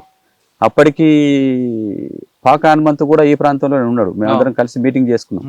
ఇక్కడ మనం ఎక్కువ మంది ఉంటే నష్టపోవడం తప్ప బతికే ఛాన్స్ లేదు. కాబట్టి వీలైనంత తొందరగా ఇక్కడి నుంచి ఇతర ప్రాంతాలకు పోవాలని చెప్పి హనుమంతుని మేము కలాండి వైపు పంపించేసినాం. ఆ కలహండి రూట్ కూడా ఎప్పటి నుంచో శత్రువు కేంద్రీకరించి కట్ ఆఫ్ చేసిండు. చాలా ఇబ్బందిగానే పోవాలి. అయినప్పటికీ మనం ఇక్కడ ఉండడం కంటే అటు పోతే కొద్ది మంది మీద మనం రక్షించబడతాం. కాబట్టి వీలైనంత తొందరగా పోవాలని ఆయనని పంపించిన సురక్షితంగానే ఆయన వెళ్ళిపోయాడు. తర్వాత బాలకృష్ణ కూడా పోవాల్సి ఉండే. ఇంకో ప్రమోద్ అనే కామ్రేడ్ తనతో పాటు చనిపోయాడు ఆయన తోటలో, ఆయన కూడా పోవాల్సి ఉండే. ఆయన అనారోగ్యానికి గురై పోలేని స్థితిలో ఇక్కడ ఆగిపోయాడు. కాబట్టి సరే ఆయన ఇక్కడ ఉన్నా కూడా బాలకృష్ణ అటు పోవడం కానీ లేదా బలింగిర వైపు పోవడం కానీ మొత్తానికి వికేంద్రీకరించబడి ఉండాలనేటువంటిది బలంగా నేను చెప్పినటువంటిది. వాళ్ళు కూడా కన్విన్స్ అయిన తర్వాత హనుమంతుని పంపించేసినాము. బాలకృష్ణను చివరి టైంలో కులాడి ఘటన జరిగిన తర్వాత దాంట్లో ఆయన లేడు, కానీ గరియాబంద్ ప్రాంతంలో ఉన్నాడు, ఆ ఘటనలో లేడు. తర్వాత తనను కూడా రక్షించుకోవడానికి నేను ముందుగా పోయి అక్కడ ఏర్పాట్లు చేసి, నేను ప్రత్యక్షంగా బాధ్యత వహిస్తున్న డివిజన్ కాబట్టి అంత కష్టాలు ఉన్నప్పటికీ కొన్ని ప్రిపరేషన్స్ చేసుకొని ఇంకొక లీడర్ కూడా కాడి నుంచి ఉత్తరాల అపాయింట్మెంట్ ద్వారా నేను తనకు రాస్తే ఆయనను కూడా ఇటు రమ్మని తను రావడానికి సంసిద్ధత వ్యక్తం చేసి మళ్ళీ ఒక టీమును పంపమని అంటే అపాయింట్మెంట్ పెట్టుకున్నాం మేము. ఆ అపాయింట్మెంట్కి అప్పటికి ఆయన పనులు పూర్తి చేసుకొని ఈ అపాయింట్మెంట్కు తన టీమును తీసుకొని కనుక వచ్చుంటే వెంటనే బయలుదేరి నా దగ్గరికి వచ్చేవాడు. వస్తే ఇప్పుడు ఈ 15 మంది టీం మేము వచ్చిన దాంట్లో ఆయన ఉండేవారు, బాలకృష్ణ కూడా ఉండేవాడు. కానీ ఆయన ఏంటిదంటే అప్పటికి చాలా నెలల నుంచి అక్కడే ఉంటున్నాడు. ఇంకేవో పనులు పూర్తి కాలేదు, ఇవి పూర్తి చేసుకుని 5 రోజులకు పోదామని నా టీంను కూడా ఆయన క్యాంప్లోకి పిలుచుకున్నాడు. ఆ క్యాంప్ అప్పటికే శత్రువుకు అర్థమై ఒక రౌండ్ తిరిగిపోయిండు, కరెక్ట్ స్పాట్ దొరకలేదు. వీళ్ళు దాన్ని కూడా క్యాలిక్యులేట్ చేసుకోలేదు. ఏ జనరల్ కుంబింగ్లో వచ్చిపోయిందిలే మనం ఉండొచ్చు ఇక్కడే అని అనుకున్నారు. కాబట్టి మా టీంను కూడా ఆడికే పిలుచుకున్నాడు. ఆయన పిలుచుకుని ఆయన చెప్పింది ఏంటంటే పగలు పిలుచుకున్నాడు, మనం 4-5 రోజుల తర్వాత పోదామని అంటే వీళ్ళు కూడా కన్విన్స్ అయ్యారు. ఆయన లీడర్ కాబట్టి చెప్పినప్పుడు విన్నారు. ఆలోగా అదే రోజు రాత్రి బలగాలు చుట్టుముట్టి దాంట్లో మేము పంపిన టీం వాళ్ళు కూడా 6గురిని పంపితే 3 దాంట్లో చనిపోయారు, 3 దాంట్లో నుంచి తప్పించుకొని పారిపోయి మళ్ళీ నాకు రిటర్న్ వచ్చాడు. అట్లా ఆ ఘటన వివరాలన్నీ కూడా నాకు తెలిసినాయి. అట్లా బాలకృష్ణ చనిపోయాడు. అంటే ముందు నుంచి కూడా నంబాల కేశవరావు గారు మీకు ఇప్పుడు తెలిసింది? నంబాల కేశవరావు న్యూస్లో విన్నాం, మేము కొన్ని డౌన్లోడ్స్ చేసుకొని చూసినాము. అక్కడ మీ జరిగిన సంఘటన ఎంత దూరం ఉందండి మీరున్న ప్రాంతం? నేనున్నది ఈ గంధమర్దన్ అనే గుట్ట ఉంటుంది బలంగీర్ బార్డర్లో ఉండేటువంటి దాంట్లో. ఈ 2 చక్రబంధాలు 3 చక్రబంధాలు అయిపోయిన తర్వాత ఇక మనం ఇక్కడ ఉండొద్దు, విడిపోయి వికేంద్రీకరించబడే ఉండాలనేది నేను బలంగా చెప్పి బాలకృష్ణ కూడా అట్ట రావాలనేది నేను ముందుగా పోయి ఏర్పాట్లు చేస్తాను, బాలకృష్ణ కూడా అట్ట రావాలి. ప్రమోద్ కూడా అనారోగ్యంతో ఉన్నాడు కాబట్టి ఎట్లాగే ఇక్కడ ఉంటాడు, ఉండి ఇక్కడి బలగాల్ని ఆయన గైడ్ చేస్తాడనేది నిర్ణయం. కాబట్టి ఇక తను రాకుండా 4-5 రోజులు అనేటప్పటికి ఆ ఘటనలో ఆయన చనిపోయాడు. ఇక మిగిలింది లోకల్ అంజు అని తర్వాత వచ్చి గరేబందులో సరైన డివిజనల్ కమిటీ మెంబర్, ఆమెతో కొన్ని బలగాలు ఉన్నాయి ఇక్కడ. మేము అటు పేపర్లో తెలిసిన తప్ప మీకు తెలియదు. డీకే నుంచి ఒడిశాకు పోవడం మధ్యలో చాలా ప్రయాణం చేయాలి, రోడ్లు దాటాలి, మైదానాలు దాటాలి, అట్లాంటి కటాఫ్ చాలా ఉంటుంది కష్టంగా. అంటే వేణుగోపాల్ రాసిన లెటర్ కూడా మీకు అందలేదండి. వేణుగోపాల్ లెటర్ తెలియదు. ఈ ఘటనలన్నీ కూడా ఏవి ఎట్లా జరుగుతున్నాయి అనేది కేవలం మీడియా ద్వారా వినేటువంటిది తప్ప ప్రత్యక్షంగా ఉత్తర ప్రత్యుత్తరాలు కనెక్షన్స్ ఎప్పుడో కట్ అయిపోయినాయి మాకు 2 years. సరే, మనం కాసేపు ఉద్యమం పక్కన పెడతాం, మీ వ్యక్తిగత విషయాలు. అడవుల్లో ఒక 5 కిలోమీటర్లు నడడానికి కాళ్ళు నొప్పి పెడుతుంటాయి. మీరు కిలోమీటర్లు కొన్ని 40 సంవత్సరాల పాటు నడిచి ఏ పాము వస్తుందో ఏ పొయ్యి వస్తుందో తెలుసుకుంటూ కాపాడుకుంటూ పోలీసుల నుంచి రక్షణ చేసుకుంటూ ఎలా ఉన్నారండి ఇంతగా? అదే విప్లవం చేయాలనేటువంటి స్పిరిట్, విప్లవంలో కష్టాలు చాలా సహజం కాబట్టి వాటన్నిటి ఈ స్పిరిట్ ఉన్నటువంటి వాళ్ళు కష్టాలను ఎప్పుడు చిరునవ్వుతోటి భరిస్తారండి. అది ఎంత పెద్ద కష్టమైనా కానీ. నాకు కూడా పాము కరిచింది ఒకసారి. నేను చిట్యాల ప్రాంతంలో ఆర్గనైజర్గా పనిచేస్తున్నప్పుడు రాత్రులు ఒంటరిగా, నాతో దళ సభ్యులు కూడా ఎవరు నిలబడ్డ వాళ్ళు కాదు ఆ టైం లోపల. కాబట్టి నేను ఒంటరిగానే 3 ఏళ్ళ దాకా తిరిగినాను. 4వ సంవత్సరం నుంచి 1-2 దళ సభ్యుల తర్వాత ఇక అక్కడ రిక్రూట్ అయిన తర్వాత సంఖ్య పెరిగింది అనుకోండి. ఆ టైంలో రాత్రి ప్రయాణం చేస్తున్నప్పుడు పొలం గట్ల మీద పాము కరిచింది నాకు. కరిస్తే నేనే కట్టుకొని జనరల్గా వైద్యం చేసుకోవడం. రామనాథం మెడికల్ గైడ్ మాకందరికీ ప్రారంభం నుంచి కూడా ఉంటుంది, అది మెడికల్ జ్ఞానం అందరికీ ఉంటుంది దాదాపుగా. కాబట్టి నేనే ప్రాథమిక చికిత్స చేసుకొని రక్తం పిండేసి కట్టుకొని 3 గంటల దూరం, మేము దూరాన్ని మీరు కిలోమీటర్లలో లెక్క పెడితే మేము గంటలలో లెక్క పెడతాం. 3 గంటల దూరం అంటే 3-4 కిలోమీటర్లు. కొద్దిగా స్లోగా నడిచే వాళ్ళకైతే 3-5-15 కిలోమీటర్లు. ఎలా తెలుస్తుంది? గైడ్ ఉంటారా మీకు?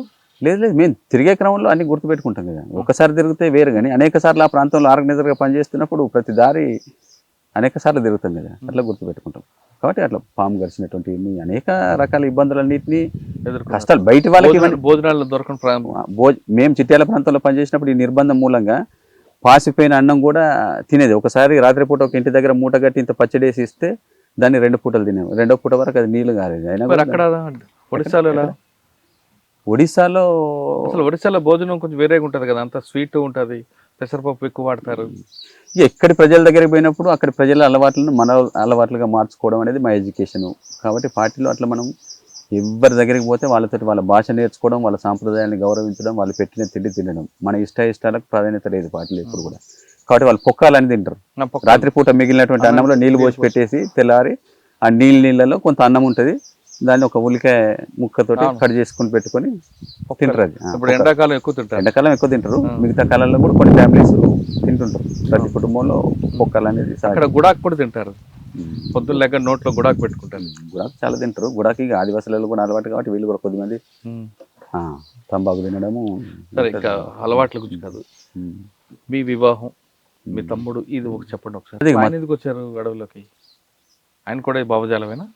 భావజాలమే. నేను పోయిన తర్వాత మా తమ్ముడు ఊర్లో సంఘంలో పనిచేసిండు యాక్టివ్గా కొంతకాలము. వాడు చదువుకుంటూనే పనిచేస్తున్న క్రమంలో ఎట్లాగూ ఇన్ఫార్మర్ల ద్వారా శత్రువు దృష్టిలో పడతాడు కదా, వాడిని కూడా ఒకసారి అరెస్ట్ చేసిండ్రు. అరెస్ట్ చేసి పోలీస్ స్టేషన్లో చిత్రహింసలు పెట్టి మరికొండలో వదిలిపెట్టిండ్రు. వదిలిపెట్టిన తర్వాత తను కూడా నాలాగే ఆలోచించి రహస్యంగా మళ్ళీ కార్యకలాపాలలో పాల్గొనేది. దాంతో పోలీసు వాళ్ళు తనను కూడా వెంటాడి పట్టుకోవాలి, చంపాలనేటువంటిది అనుకుంటున్నటువంటి కండిషన్లో తను కూడా నిర్ణయం తీసుకొని వచ్చిండు. అయితే మా తమ్ముడు పార్టీలోకి వచ్చిన విషయం కూడా నాకు తెలియదు, ఎందుకంటే నేను ఈ వరంగల్ ప్రాంతానికే నేను రిక్రూట్ అయిన తెల్లారి నుంచి దూరంగా ఉన్నాను. ఎన్టీఎఫ్డీలో కొంతకాలం ఉన్నాను, కనీసం అది తెలంగాణ కాబట్టి. అప్పుడిప్పుడు కొద్దిగా ఇతర జిల్లాల వార్తలు తెలుసు. నేను ఛత్తీస్గఢ్ వెళ్ళిపోయిన తర్వాత ఇంకా వేరే రాష్ట్రాలు కదా, భాష వేరు, ప్రాంతం వేరు, తెలుగు వార్తలు తెలుగు.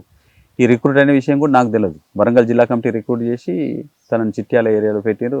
ఏరియా కమిటీలోకి తీసుకున్న తర్వాత కొంతకాలం సంవత్సరం పనిచేసినాక మళ్ళీ ఆయనకున్నటువంటి టాలెంట్స్ని చూసి పట్టణ రంగంలో ఆర్గనైజర్గా పెడితే మనకు ఫ్రూట్స్ ఉంటాయని చెప్పి అప్పుడు రామకృష్ణ ఉండేవాడు, మొగిలిచెర్ల రామకృష్ణ జిల్లా సెక్రటరీగా.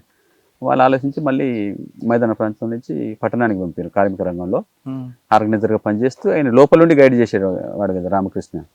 కాబట్టి అపాయింట్మెంట్స్ కోసం మధ్య మధ్య రిపోర్ట్స్ తీసుకోవడం, గైడ్ చేయడానికి పిలిచేవాడు. అట్లా ఉల్లిగడ్డ దామెర అనే గ్రామానికి పిలుచుకొని, గుట్టలలో దళం ఉన్నది, ఆర్కే ఉన్నాడు, అక్కడ అపాయింట్మెంట్ పెట్టిండ్రు. ఈ అపాయింట్మెంట్ పెట్టి ఆ రోజు మర్చిపోయారు అనమాట. రెండవ రోజు తను గుర్తు చేసుకొని పంపేటప్పటికి ఆ అపాయింట్మెంట్ పెట్టిన ఇంటి వాడే ఇన్ఫార్మరు. వీడు వచ్చిన అపాయింట్మెంట్కు ఇటు నుంచి ఆర్కే నుంచి మనిషి రాలేదు కాబట్టి పడుకున్నాడు అక్కడ, తెల్లారు వస్తారు కావచ్చు అని. రాత్రి ఎత్తుకొని వెళ్ళిపోయారు. చిత్రహింసలు పెట్టి గూటకప్ ఎన్కౌంటర్లో అదే ఉల్లిగడ్డ దామెర గుట్టలలో చంపేశారు. 1997 నవంబర్ 15వ తారీఖు. ఈ ఎన్కౌంటర్లో తనను చంపేసిన విషయం, నేను అప్పుడు ఎన్టీఎఫ్డీలో ఏటనగరం ప్రాంతంలో ఉన్నా. నేను టీచర్లు అందరితోటి బాగుండేది అప్పుడు ఆర్గనైజేషనల్గా. అప్పుడప్పుడు పిలిచి కొద్దిగా మోటివేషన్ మీటింగ్స్ ఇవన్నీ చేసేది.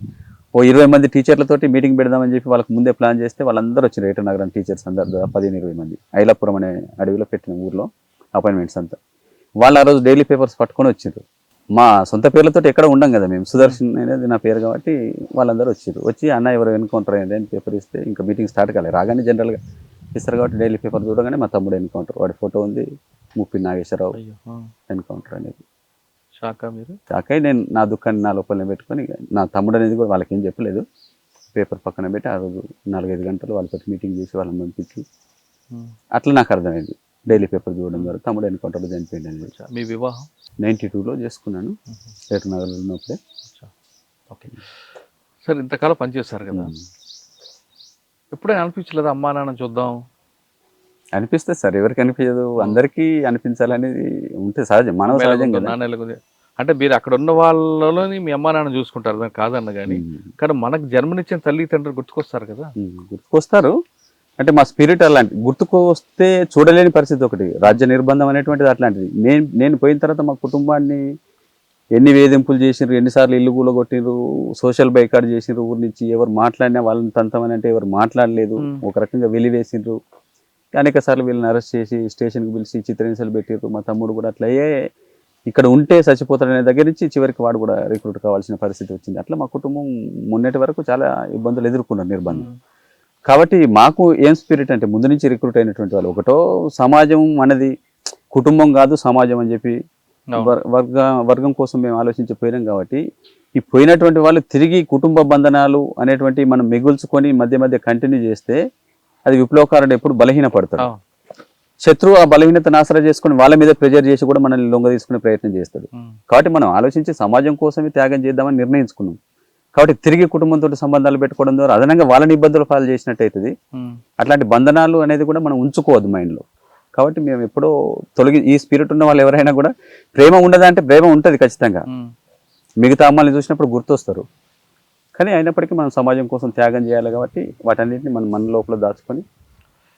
మనతో మాట్లాడడానికి ముప్పిడి సాంబయ్య గారు అమ్మున్నారు, ముప్పిడి భద్రమ్మ. ఆమెను అడిగి ఇంటి నుంచి వెళ్ళినప్పుడు తర్వాత కొడుకు జరిగిన మధ్యలో 40 సంవత్సరాల్లో ఆవిడ ఎన్ని కష్టాలు పడ్డారు, కొడుకు కోసం పోలీసు వచ్చినప్పుడు ఎలాంటి ఇబ్బందులు పెట్టారనే విషయాన్ని ఆమెను అడిగి తెలుసుకుందాం. అమ్మ నమస్తే తల్లి. ఈ అబ్బాయి 10వ క్లాస్ నుంచి వెళ్ళిపోయారు లోపలికి. వెళ్ళిన తర్వాత పోలీసులు ఎన్నిసార్లు వచ్చారు, ఎలాంటి ఇబ్బందులు పెట్టేవారు మీకు? అవి చెప్పరాని ఇబ్బందులు పెట్టింది సార్. మస్తు హింసలు పెట్టి, కొట్టి, తిట్టి, డ్యూటీ. ఇవి ఏం చెప్తానన్నా పిల్లలు కూడా చదువుకొని ఇవ్వకుండా చదివించి ఏం చెప్తారు, ఆడపిల్లలు ఎందుకు చదివించి మీకు? నా బిడ్డలు చదువుకున్నా కానీ నా కొడుకు ఆయన భయానికే పెద్ద అయినా కూడా వాళ్ళను కూడా ఇబ్బంది పెట్టు. చేస్తే నా కొడుకు కూడా పోయి ఎక్కడో బతుకుతాను డ్యూటీ మీద పోయి ఇక రాకుండానే మాకు దూరం అయిపోయింది. దూరం చేసింది ఆయన. దూరం అయిందంటే ఈయనను కూడా దూరం చేసి ఈ బాధలకు భరించలేక నేను రాను వస్తే ఇట్లా వీళ్ళు చేస్తానని నా కొడుకు ఇక్కడ ఉండకుండా ఆయన వేరే ఉంటాను, వేరే బతుకుతాను. ఈ ఆడపిల్లలో ఇంటికి ఇస్తే వాళ్ళను కూడా అడుగుడే ఎక్కడున్నారు ఆడున్నారు, వాళ్ళు ఏం పని చేస్తాను, వీళ్ళు ఏం పని చేస్తాను అని. నా చిన్న కొడుకు కూడా నాగేశ్వర్లో చిన్న అయినా కూడా పోతే ఒక్కింట్లో ఇద్దరు పోతారా, ఎందుకు పోయిండ్రు అని. అవి ఎవ్వరు మా అమ్ముల రానియద్దు వాళ్ళను, వీళ్ళ ఎందుకు ఇట్లా చేసిండ్రు అని మా అమ్ములను వెలివేసినట్టు సార్. మాకు ఎవ్వరు చుట్టాలు కానీ బంధువులు కానీ ఇంట్లో ఊళ్ళే కానీ మాతోటి మాట్లాడకపోవడం, మా ఇంటికి రాకపోవడం, మేము పోయినా కూడా వద్దని నిలబొట్టేటోళ్ళు. సంబంధాలు ఆ అమ్మాయికి సంబంధాలు ఉంటే సుద్ధా రానియకపోతుంది. వచ్చిన వాళ్ళకి ఏదో ఒకటి చెప్పుడు, ఇట్లా వాళ్ళు నక్సలైట్ల కుటుంబం అంటే వాళ్ళు భయపడిపోయేటోళ్ళు.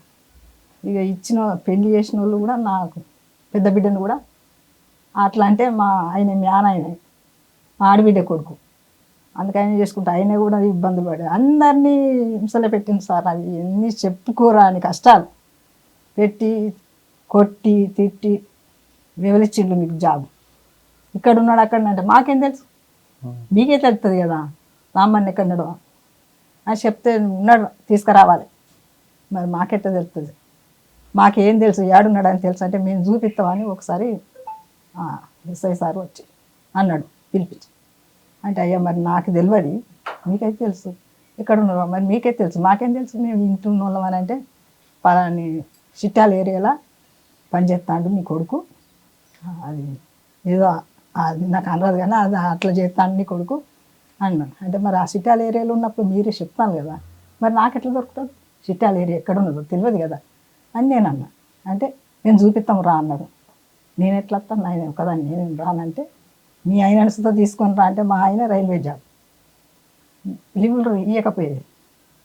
ఇయర్ సార్ అని అంటే ఎవడు వాడు ఇవ్వండి, నేను చిట్టి రాసిస్తా, నేను ఆ సార్కు సుతా చిట్టి రాసిస్తా అని ఆయన లీవ్ పెట్టుకొని రమ్మని ఏడికి వస్తాడంటే పలాని అంటే మరి మీరు పట్టుకరా అండి మేము ఇక్కడికి అంటే లేదు మీరు వస్తే కన్న తల్లి అని వస్తాడు, మాకెట్ట దొరుకుతుందా అంటే ఇంకా తిట్టుడు మీదకెళ్ళి మాటలు అట్లా అని ఎన్ని కష్టాలంటే ఆ కష్టాలు చెప్పుకోరాని కష్టాలు సార్. కాదమ్మా, చిన్నప్పుడు ఆయన అటువైపు తిరుగుతున్నప్పుడు మీరు వద్దు అనలేదా, లేదా మీరు కూడా ఆ సమాజం బాగుపడాలని పంపించారా? బాగుపడా మంచి పనే చేస్తాడు కదా సార్ నా కొడుకు, ఏం చెడు చేస్తున్నామో నేను అంటున్నాను, మరి మంచిగా చేస్తాడు కదా మంచిగా చదువుకుంటాను. వాళ్ళు కూడా అనేది కదా నీ కొడుకు ఏం చేసేటానికి వేయండు నక్సలైట్ ఏం జరుగుతాడు అది అంటే ఏమో తెలియదు, నాకు ఏం తెలిసిపోయిండో నాకు తెలియదు, మాకు చదువు రాదు. మరి ఆయన పైన బాధపడ్డ బాధలకు నువ్వు ఎట్లా కన్నావంటే మరి మీ అమ్మ కూడా ఒక తల్లే కదా, మీరు తల్లిదండ్రులుగా నేను కూడా కట్టినే కన్నా నా కొడుకుని అట్లా తయారవుతాడని నాకు తెలుసా, నా కొడుకు నక్సలైట్ అవుతుందని తెలుసా, మీరు ఇట్లా పెద్ద జాబ్ చేసి మీరు మీరు అవుతారని తెలుసా, పోలీసు వాళ్ళు అవుతారని అని నేనంటే కూడా నీకు ఎవరు చెప్పింది అని తిట్టేటోళ్ళు కొట్టేటోళ్ళు. ఒక మర్యాద మాటలు లేవు అప్పుడు లేవు మొదట్లో, తర్వాత మారిండు, మారి వచ్చి అడిగేటోళ్ళు కానీ తర్వాత చాలా ఇబ్బందులు పెట్టారు సార్. ఎలా భరించారమ్మా మరి? భరించాలి, ఏం చేయాలి మరి, భరించాలి తప్పదు కదా. ఎక్కడ ఉన్నాడు అని తీసుకురాను, మరి తీసుకురామంటారు. ముగ్గురు కొడుకుల్లో పెద్ద కొడుకు ఉన్నారు, రెండో కొడుకు అడవిలోకి వెళ్ళిపోయారు, మూడో కొడుకు కూడా అడవిలోకి వెళ్ళి చనిపోయారు కదా, అప్పుడు ఏమనిపించింది? ఏమనిపించింది అంటే మాకు కూడా ఎంత బాధ అనిపిస్తుంది సార్. ఏ తల్లిదండ్రులు నా కొడుకు ఈయన జాడే దొరకకపోతే అయ్యో నా కొడుకు లేడు, నా కొడుకు ఎట్లా కనబడతాడు, నా కళ్ళకి కనబడాలా నా కొడుకు అని. మా ఆయన అయితే ఎంత ఈయనంటే పానం, నా కొడుకు నేను చూడాలి అనుకుంటా పోయింది పానం. నేను కూడా చూడగవచ్చు అనుకున్నా, ఈయన జాడలేదు, పేపర్ లేదు, ఎవరు మాకు ఎవరు ఉన్నాడన్న మతలబ్ లేదు. ఇప్పటికీ చూద్దా నా కొడుకుని నేను చూడనా అని నేను ఎంతో ఏడ్చేది సార్. ఏడ్చేది ఇప్పటికి చూస్తా ఎంత బాధపడ్డాను నా కొడుకు పోయి. ఇప్పుడు అక్కడ ఎరకగానే పోయినా అక్కడనే ఉన్నా, ఆయన చూడగానే ఏమనిపించింది? ఆ కొడుకు వచ్చేదాకా ఉన్నా అన్నీ మన దేశం కాదు ఏం కాదు అయినా మంచిదన్నాం, అందరం పోయి చూసినాం, అందరు వచ్చినాం. నేను ఉన్నా. మొదటిసారి చూసినప్పుడు ఏమనిపించింది? మొదటిసారి చూసిన నా కొడుకు సంతోషం అనిపించింది. సంతోషం అనిపిస్తే నా కొడుకు నా దేశం తీసుకొని పోవాలి. మాకు ఏమి ఇస్తానన్నా మాకు ఏం వద్దు సార్, నా కొడుకే కావాలి. నా కొడుకు చాలు, నాకు కొడుకుని పంపి. ఎందుకమ్మా ఇవన్నీ, మీ ఇక్కడ ఉండు, ఇక్కడ ఇల్లు కట్టిస్తాం, అది చేస్తాం. ఆయన అన్నగా జాబ్ ఇస్తాం, మాకు జాబ్ వద్దు, మాకు ఇల్లు వద్దు, భూమి వద్దు, భూమి ఇస్తాం, మాకు ఏదద్దు సార్, నా కొడుకే కావాలి. నా కొడుకు చాలు, మేము బతుకుతాం సార్, మా బతుకు మేము బతుకుతాం, మాకున్నది అని అన్న. అని వచ్చేదాకున్నా. ఎప్పుడు వచ్చినా అదే మాట, ఎప్పుడు పంపిస్తారు మా తెలంగాణకి, ఎప్పుడు పంపిస్తారు తెలంగాణ. కానీ ఇవే వాళ్ళ వచ్చేదాకా తీసుకొని వచ్చిన సార్. నిన్న రాగానే ఊర్లో అందరు పిలిచి మాట్లాడి సన్మానం చేస్తే ఏమనిపించింది? సంతోషం అనిపించింది. అవును. చాలా మంది చనిపోయింది సార్ మా ఊళ్ళో. చిన్నోడు నాగేశ్వరరావు అని చిన్ను అని క్లాస్మేట్లు అయితే అందరూ చనిపోయిండ్రు. మా ఊర్లో 13 మంది 15 మంది అందరు చచ్చిపోయింది. ప్రతి ఒక్కరు వచ్చి మమ్మల్ని అడుగుతారు, మేమేం చేస్తాం సార్, మరి నేను ఎవరికి చెప్పా. ఇప్పటి సుతా మీకు అట్లా మాకెందుకు అంటే వాళ్ళ గురించి మాకెట్లా తెలుస్తుంది, ఎవరి గురించి అయినా వాళ్ళ కొడుకు వాళ్ళ మాయనకి ఎట్లా తెలుస్తుంది. మా కొడుకు ఎక్కడ ఉండో చెప్పి ఆడనుండో చెప్పాలి. ఇప్పుడు సుతా వచ్చి అడుగుతాను ఉన్నోళ్ళు, ఇంకా వాళ్ళ లోపల ఉన్నోళ్ళు వచ్చి 2-3 వచ్చి అడిగింది. మరి నాకు తెలియదు, ఇప్పుడు ఉన్నోళ్ళో లేరా తెలియదు. ఎంతోమంది చచ్చిపోయిండ్రు. ఇక నా కొడుకు ఒక్కడి తిరిగి వచ్చిండు, అయ్యా చాలు నాకు ఇంతమందిలా ఇన్ని సంవత్సరాలు. సాంబయ్య అని పేరు పెట్టుకుంటే నా కొడుకు పేరు మారి మాదే జన్మెత్తి ఆ పేరు విశాఖ ఆ పేరు పెట్టుకొని నా కొడుకు నా ఇంటికి తిరిగి వచ్చాడు. వికాస్ అని పేరు పెట్టుకున్నా నువ్వు పెట్టిన పేరే ఉంటదమ్మా. నేను వికాస్ అవని నీవు పెట్టిన పేరే ఆయనకి. నేను పెట్టిన పేరు నా పేరు, నేను సాంబరావు నా కొడుకు పేరు. సమ్మక్క దేవుడు మాకు మా తెలంగాణ కదా, అట్లా మాకు దేవుళ్ళ పేరు పెట్టుకున్నాము. నా కొడుకులు పెద్ద ఆయన పేరు సదానందం, ఈ రెండో ఆయన పేరు సాంబరావు, ఆయన పేరు నాగేశ్వరరావు, చిన్న ఆయన పేరు నాగేశ్వరరావు. 2 బిడ్డలు, పెద్ద ఆమె జ్యోతిరాణి, చిన్న ఆమె సంధ్యరాణి. ఇప్పుడు అప్పుడు ఇక నేను కూడా ఆయన తర్వాత పోదును ఇంతవరకు. ఇప్పుడు నా కొడుకు వచ్చింది, నాకు కొంచెం కొంచెం ఇంత తింటానా, నాకు కొంచెం తృప్తున్నది. ఇటుమతో చాలా సంవత్సరాలు నేను ధనకరణ్యంలో 10 ఏళ్ళు పనిచేసిన కాబట్టి దక్షిణ ప్రాంతంలో నేను పనిచేసింది. అక్కడ బ్యూరో చీఫ్ గా ఉన్నాను కాబట్టి ఆయన ఆ ప్రాంతంలోనే ఉండేది. పరిచయం కలిసి పనిచేసి ఆయన అసలు ఎలాగుంటారండి? ఆయన గురించి ఎక్కువగా ఆడల్లోనే ఎక్కువగా ప్రాధాన్యత ఉంటుందా, లేదు మీరు అంటలుగా ఐడియాలజీ ప్రకారంగా ఉండాలి? ఐడియాలజీ అంటే యావరేజ్ ఐడియాలజీ ఉంటుంది. దాడులలో ఆయన చాలా అనుభవం సంపాదించిండు. మిలిటరీ దాడులలో ఆయన ముందు అసలు 5th, 6th క్లాస్ వరకు చదువుకున్నాడు. చదువు ప్రైమరీ చదివే. భాషలు కూడా మీడియాలో ప్రచారం చేసినట్టుగా ఈ భాషలో ఆ భాషలో వచ్చినాయి, అవి కూడా చూశాను. కానీ అవన్నీ కూడా పుక్కిటి పురాణాలని అదే గింతంత ఉందని మీడియా ఇంత చేస్తుంది. ఆయన చాలా హైలైట్ చేసింది మీడియా, కానీ వాస్తవంగా హైలైట్ చేసినంత అంత అది కాదు. ఆయన ప్రైమరీ స్కూల్ చదువుకొని పార్టీలోకి వచ్చిండు. పార్టీలోకి వచ్చినాక కొద్ది కాలం ఆయన టెక్నికల్ డిపార్ట్మెంట్లో తుపాకులు రిపేర్ చేసేటువంటి దాంట్లో పనిచేసిండు. కాబట్టి ఆ నాలెడ్జ్ కూడా ఆయనకు వచ్చింది. తర్వాత ఆర్గనైజేషన్లో పెట్టినాం, కుంట ప్రాంతంలో ఆర్గనైజర్గా కొంతకాలం పనిచేసిండు. తర్వాత ఈ మిలిటరీ నిర్మాణాలు ఏర్పాటు చేస్తున్నప్పుడు కంపెనీల స్థాయికి నిర్మాణం ఎదిగినప్పుడు ఆయనను దక్షిణ బస్తర్ ప్రాంతంలో ఎదిగినటువంటి ఒక కంపెనీ, 3వ కంపెనీ ఏర్పాటు చేసినప్పుడు దానికి కమాండర్గా పెట్టింది. అప్పటి నుంచి ఆయన మిలిటరీ ప్రస్థానం స్టార్ట్ అయ్యి మిలిటరీ దాడులలో పాల్గొనడం అనేది చేసింది. దక్షిణ బస్తర్లో జరిగినటువంటి చాలా దాడులలో తను పాల్గొన్నాడు. కంపెనీల తర్వాత వెంటనే మేము బెటాలియన్ నిర్మాణం కూడా చేసే పరిస్థితి వచ్చింది కాబట్టి రిక్రూట్మెంట్ చాలా పెరిగి సలవదుడు మూలంగా చాలా ఎంత నిర్బంధం అయితే వాళ్ళు చేసి అణిచేయాలనుకున్నారో అంత రిక్రూట్ వచ్చింది. వాస్తవానికి సల్వదుడు మూలంగానే మాకు పెద్ద ఎత్తున రిక్రూట్ వచ్చింది. దాంతో మేము నిర్మాణాలు ప్లాటూన్స్ ప్రతి ప్రాంతంలో కంపెనీల తర్వాత బెటాలియన్ నిర్మాణం కూడా. అందుకే చరిత్రలో అనేక ఘటనలలో నువ్వు ఎంత అణిచివేస్తే అంత ఉవ్వెత్తున దానికి ప్రతిఘటన వస్తుంది. అది సల్వదుడులో కూడా చూడొచ్చు మనం. వాళ్ళు ఊర్లు గాలబెట్టి మహిళల మీద అత్యాచారాలు చేసి అనేక మందిని భయంకరంగా ఊచకొత్త కోసిండ్రు, నాలికలు కోసిండ్రు, కనుగుర్లు తీసిండ్రు, అంగాల్ని కూడా కోసిండ్రు. అంత క్రూరమైనటువంటి నిర్బంధం. అప్పుడు నాగా పోలీసులు వచ్చినటువంటి టైంలో ఎస్పీఓలు నాగా వాళ్ళందరూ కలిసి ఊర్లలో అనేక మందిని మహిళల్ని కూడా భయంకరంగా చంపారు. అంటే దీని ద్వారా వీళ్ళని అణిచేయగలుగుతాం అనుకున్నారు, కానీ అంతకంటే రెట్టింపు స్థాయిలో ఆ కసితోటి కూడా పిల్లలు చాలామంది వచ్చారు. తల్లిదండ్రులు కూడా కుటుంబాలు ఎందుకు పంపారు వాళ్ళని అంటే దీన్ని ఖచ్చితంగా మనం ప్రతీకారం తీర్చుకోవాలి. మహేంద్ర కర్మను చంపినప్పుడు కూడా రకరకాల చిరువలు పలువలు చేసినారు, అంత అది లేదు. కానీ కర్మ అన్నప్పుడు కర్మ నిలబడి అత్యాచారాలు చేయించినటువంటి ఘటనలు కోకొల్లలుగా ఉన్నాయి, ఇండ్లు కాలబెట్టించినటువంటి. కాబట్టి ఆ కసి ఎవరికి ఉండదండి. అంత దుర్మార్గుడు దొరికినప్పుడు నేను మామూలుగా ఒకటే గోళితోటి చంపుతారా ఎవరైనా? ఆ కసిని తీసుకుంటారు ఖచ్చితంగా. కాబట్టి ఏదైనా కూడా వాళ్ళు ఎంత అణచివేసారో అంత ప్రతిఘటన వచ్చింది. అట్లా ఇడమా అప్పుడు 2 కంపెనీలో ఉన్నాడు, బెటాలియన్ ఏర్పాటు చేసినప్పుడు ఫస్ట్ అప్పటికే కొంత అనుభవం సంపాదించి ఆంబోషులు చేస్తున్నాడు కాబట్టి ఆయన మన మిలిటరీ దాంట్లో ఫస్ట్ బెటాలియన్ కమాండర్ కూడా పెట్టినాము. ఆయన ఆ తర్వాత బెటాలియన్ అనేది దాదాపు 300 సంఖ్యతో ఉంటుంది. హిడ్మా చేసిన ఒక మంచి ఆపరేషన్ చెప్పండి, గుర్తుంది మీకు? ఈ విధంగా కూడా చేయొచ్చా అనేది చాలా ఘటనలు చేసిన. తాడిమెట్ల అనే ఆపరేషన్లో కూడా తను ఉన్నాడు.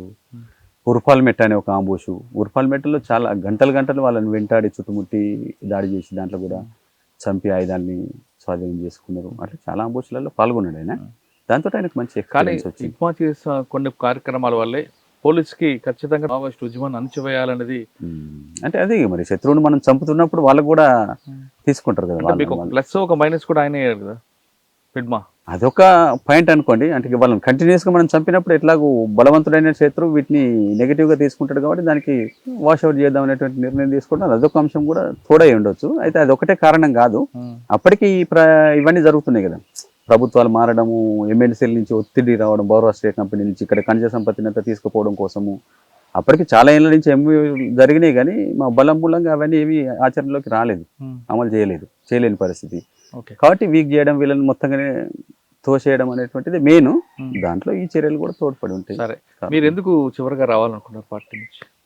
అంటే ప్రభుత్వం ఇచ్చిన పిలుపు మేరకు, లేదు పార్టీకి ప్రజలకి మధ్యన గ్యాప్ వచ్చింది కాబట్టి ఈ క్రమంలో మనం పోరాటం చేయడం సాధ్యం కాదనుకున్నారా? లేదు ఉద్యమం అనేది శాశ్వత యుద్ధం, దీర్ఘకాల యుద్ధం, ఇది ఈ దీర్ఘకాల యుద్ధంలో మనం అనుకున్న లక్ష్యం సాధించడం వచ్చారా? లేదు మావోయిస్ట్ పార్టీ ఉద్యమం అనేది ఫినిక్స్ పక్షి లాంటిది, ఇది కొంతకాలం ఉంటుంది, ఇప్పటికైనా రావచ్చు అనే బలమైన నమ్మకంతో వచ్చారా? ఇంకా వచ్చేటప్పటికైతేనో గెరిల్లా యుద్ధం సాయుధ రూపంలో ముందుకు కొనసాగే పరిస్థితికి దారులన్నీ మూసుకుపోయినాయి. ఎందుకంటే రిక్రూట్మెంట్ తగ్గిపోయింది. దీనికి కారణం కేవలం ఈ చివరి 2 సంవత్సరాలలో లేదు, దానికి బీజాలు చాలా సంవత్సరాల ముందు నుంచే ఉన్నాయి. 2014 నుంచి ఉన్నాడు. బయట వాళ్ళకి అవన్నీ తెలియదు. పార్టీ ఇంటర్నల్ గా ఎదుర్కొన్నటువంటి విషయాలు ఓపెన్ గా చెప్పం కాబట్టి బయట నుంచి చూసే వాళ్ళకు కేవలం బలం మాత్రమే కలబడుతాయి. బలంతో పాటు బలహీనతలు కూడా చాలా ఉన్నాయి పార్టీ. అదే ఈ బలహీనత కోబాడు గాంధీ 2014 గుర్తించారు. ఆయన ఒక్కడైనది, మొత్తం పార్టీ కూడా గుర్తించింది.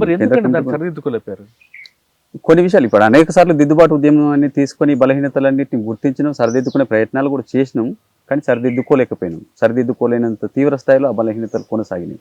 కాబట్టి అవన్నీ పరిస్థితుల్ని సరిగ్గా అంచనా వేసుకోవడంలో సబ్జెక్టివిజం ఉంది పార్టీలో. ఇది ఒక్కసారిగా చాలా సార్లు రివ్యూ చేసుకున్నాం. అవి గడిచిపోయిన తర్వాత వాటిని గుర్తించి మళ్ళీ రివ్యూ చేసుకునేది తప్ప ముందు చూపుతోటి వాటిని ముందే అంచనా చేసేటువంటి కెపాసిటీని పెంచుకోలేకపోయినాం. అదొక కీలకమైనటువంటి అది. శత్రు బలాన్ని మన బలాన్ని అంచనా వేసుకోవడంలో కూడా మేము విఫలమైన. మా శక్తిని ఎక్కువగా ఉన్న వాస్తవికత కంటే కూడా చాలా అనేక రెట్లు ఎక్కువ మా బలాన్ని. మీరు కేవలం దండకార్యం మాత్రమే ప్రపంచం అనుకున్నారు, చుట్టూ ఏం జరుగుతుందని మీరు మర్చిపోయారు. ఇతర చోట్లకు విస్తరించాలనేది కూడా చాలా ముందే నిర్ణయాలు తీసుకున్నాము. అయితే వాటిని కూడా మేము అమలు చేయలేకపోయింది. చేసుకున్న నిర్ణయాలు కూడా కొన్ని అమలు చేయలేనటువంటి బలహీనత కూడా ఉంది పార్టీలో. అవన్నీ కూడా కారణాలతో అనేక ఉద్యమాలు మిగతా ప్రాంతాలలో దీనికి తోడుగా దీనికి దండగా బలోపేతం కాలేదు. రిక్రూట్మెంట్ తగ్గిపోయింది. మనం పంపిన దళాలే ఉన్నాయి తప్ప అక్కడ కూడా అనేక దళాలుగా విస్తరించాలి కదా. దశాబ్దాలుగా అది విస్తరించడం లేదు. తెలంగాణలో మనం బలహీనపడి గోదావరి దాటి దండకరాన్ని దండగా ఉపయోగించుకుని కర్రగుట్టలకు పరిమితమైన ఉద్యమం తిరిగి తెలంగాణలో పెద్ద ఎత్తున రిక్రూట్ చేసి దళాల్ని పునర్నిర్మించలేకపోయినాం. అది దశాబ్దాలు కొనసాగింది. వాళ్ళకు కూడా దళ సభ్యులు లేకపోతే దండకారణ్యం నుంచి రిక్రూట్ చేసిన దళ సభ్యులే తెలంగాణ వాళ్ళ చుట్టూతో వాళ్ళ రక్షణ కోసం ఉపయోగించబడ్డారు. వాళ్ళే కొంత తెలుగు నేర్చుకుని కొద్దిమంది జిల్లా కమిటీలకు కూడా వచ్చిండ్రు. కానీ ఇక్కడ ఈ మైదాన ప్రాంతాలలో ఇంత బలంగా ఉదయం ఉన్నటువంటి దాంట్లో నుంచి వచ్చి ఇక్కడ జిల్లా కమిటీలన్నీ మళ్ళీ ఇక్కడ వాళ్ళతో నిర్మించేటువంటి పరిస్థితి కూడా లేకుండా అక్కడ బలం కోల్పోయింది. దాన్ని తిరిగి పునర్నిర్మాణం చేయలేకపోయింది. ఇవన్నీ బలహీనతలు చాలా కాలంగా కొనసాగుతున్నాయి. గుర్తించిన అమలు చేయలేకపోయారు.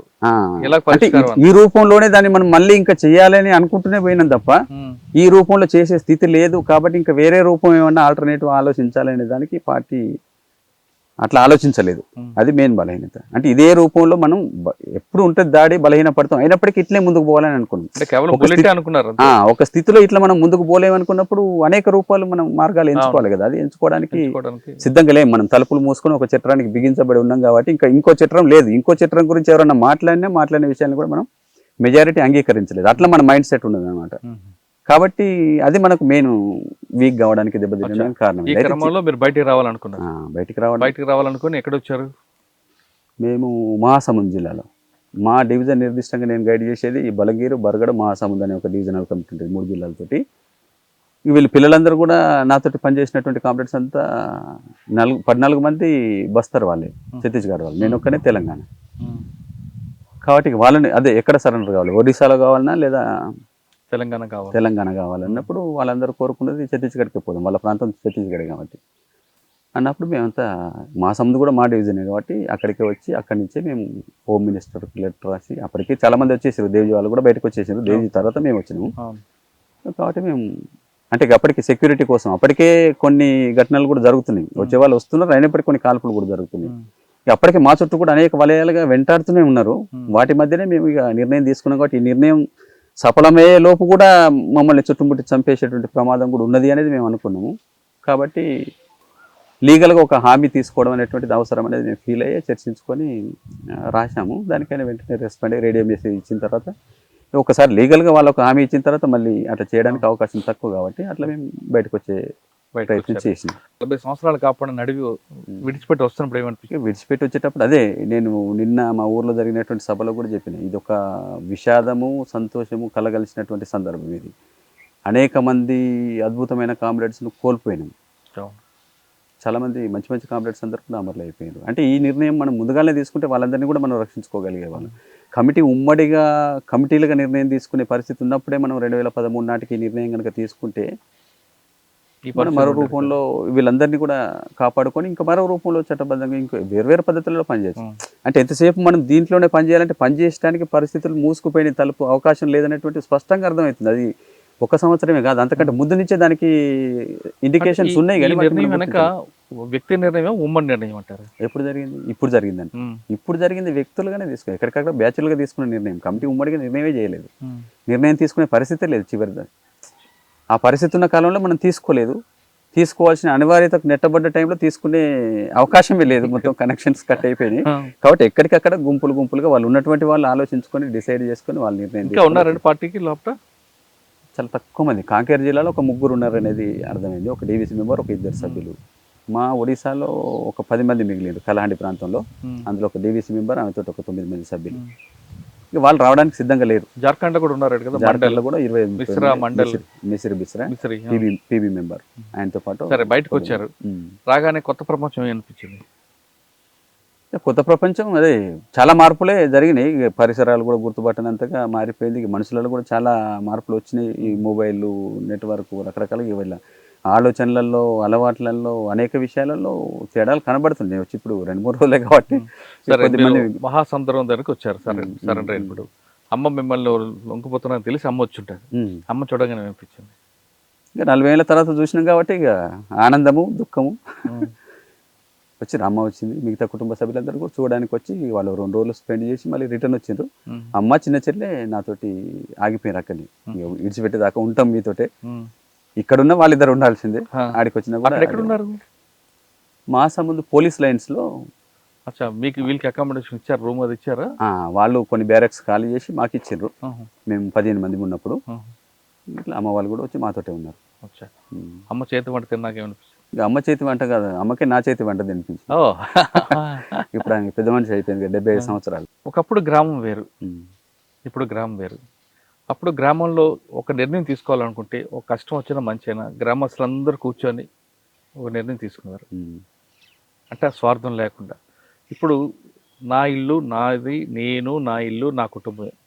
ఈ పరిస్థితి చూసాక ఏమనిపించింది మీకు ఆ మార్పుకి? అదే సమాజంలో ఇవన్నీ పెరిగినాయి. సమాజంలో మార్పు అని మీరు అంటున్నప్పుడు నేను నా యాంగిల్లో నేను గమనిస్తే మార్పు చాలా, రోడ్లు పెరిగినాయి, కమ్యూనికేషన్ పెరిగింది, ఇళ్ళల్లో మార్పు వచ్చింది, ఇవన్నీ. కానీ మనుషులలో అప్పుడు ఉన్నటువంటి విలువలకు ఇప్పటి విలువలకు చూసినప్పుడు అదే అందరూ ఎవరి చుట్టూ వాళ్ళ గురించి ఆలోచించేటువంటి ఆలోచన విధానం బాగా పెంచి పోషించబడ్డది. అది ఉద్దేశపూర్వకంగానే ఈ పోరాటాలు ఉండొద్దు, సమిష్టి తత్వం ఉండొద్దు అని అంటే విభజించి పాలించాలనేటువంటి పాలిటిక్స్ ఎప్పటి నుంచో పాలక వర్గాలు చేసేది మనందరికీ తెలిసింది. అది బ్రిటిష్ వాళ్ళది కదా. ఎవరిదైనా ప్రజల్ని విభజించడం అనేటువంటి బ్రిటిష్ వాళ్ళదే కాదు. మన దేశంలో అయితే హిందూ ఇక్కడ ముందు అసలు బ్రిటిష్ వాళ్ళని మనం బాగా పాపులర్ ఏంటంటే అందరూ విభజించి పాలించాలని బ్రిటిష్ వాళ్ళు గుర్తొస్తారు. కానీ మన దేశంలో పురాతన కాలం నుంచి మీరు అధ్యయనం చేయండి, అంటే విభజించి పాలించేదంటే నంబర్ 1 ప్రపంచం నేర్చుకోవాలి. భారతదేశం దాంట్లో బ్రిటిష్ వాడు కాదు మనకు విభజించి పాలించేది, వీళ్ళు ఇక్కడ సమాజాన్ని నిచ్చెనమెట్ల కుల వ్యవస్థ విభజించింది వాళ్ళే కదండి. అదంతా విభజించి పాలించడంలో భాగమే మనిషి. ఇప్పుడు కూడా ఎంత కులానికి సంబంధించినటువంటిది సమాజం అభివృద్ధి చెందుతుంటే అట్లాంటి వెనుకబడినటువంటి భావజాలం తగ్గాలే కదా. కానీ ఇప్పుడు కుల సెంటిమెంట్స్ ఇంకా బాగా పెంచి పోషించబడ్డాయి, పెరిగినాయి. ఎవరి కులానికి వాళ్ళు కుల సంఘాలు పెట్టుకున్న తర్వాత సరే అవి ఒక రకంగా కొన్నిటి కోసం అవి పెట్టుకోవచ్చు, కానీ దాంట్లోనే కూరుకుపోయి మొత్తంగా గిరిగీసుకొని మిగతా వాళ్ళతోటి దూరం ఉండేటువంటిది ఇది పెరిగితే అందరు కలిసిపోవడము, మనుషులు అనేటువంటి కులము అనే దానికి ప్రాధాన్యత పోయి ఇప్పుడు అందరు గిరిగీసుకుంటే ఎవరి కులం వాళ్ళే, భార్య, 2 పిల్లలు, తల్లిదండ్రులను కూడా బయటకి నెట్టేసిందండి. తల్లిదండ్రులను ఎవరు చూడడం లేదు ఇప్పుడు. కాబట్టి మరీ స్వార్థపూరితమైనటువంటి ఒక సెల్స్ లాగా మారిపోయినాయి ఇప్పుడు సంబంధాలన్నీ. దాంట్లో మానవ సంబంధాలు అనేది కూడా లేవు. ఇప్పుడు వచ్చిన తర్వాత కుటుంబాల మధ్యలో ఉన్నటువంటి గొడవలు అవన్నీ వింటే ఎంత బాధాకరంగా ఉన్నదని అంటే కుటుంబాలుగా లేవు. ఒకప్పుడు ఉమ్మడి కుటుంబాలు రావడం పోవడం, ఒకరి కష్టాలను ఒకరు ఆదుకోవడం, కనీసం ప్రేమ అభిమానం. ఇప్పుడు డబ్బు ప్రధానం అయిపోయింది, ప్రేమ అభిమానం. అదే అన్న, మీరు అటువంటి వీటికి దూరంగా ఉండాలి, సమాజంలో మార్పు రావని వెళ్ళారు కదా, మీరు బయటకు వచ్చారు.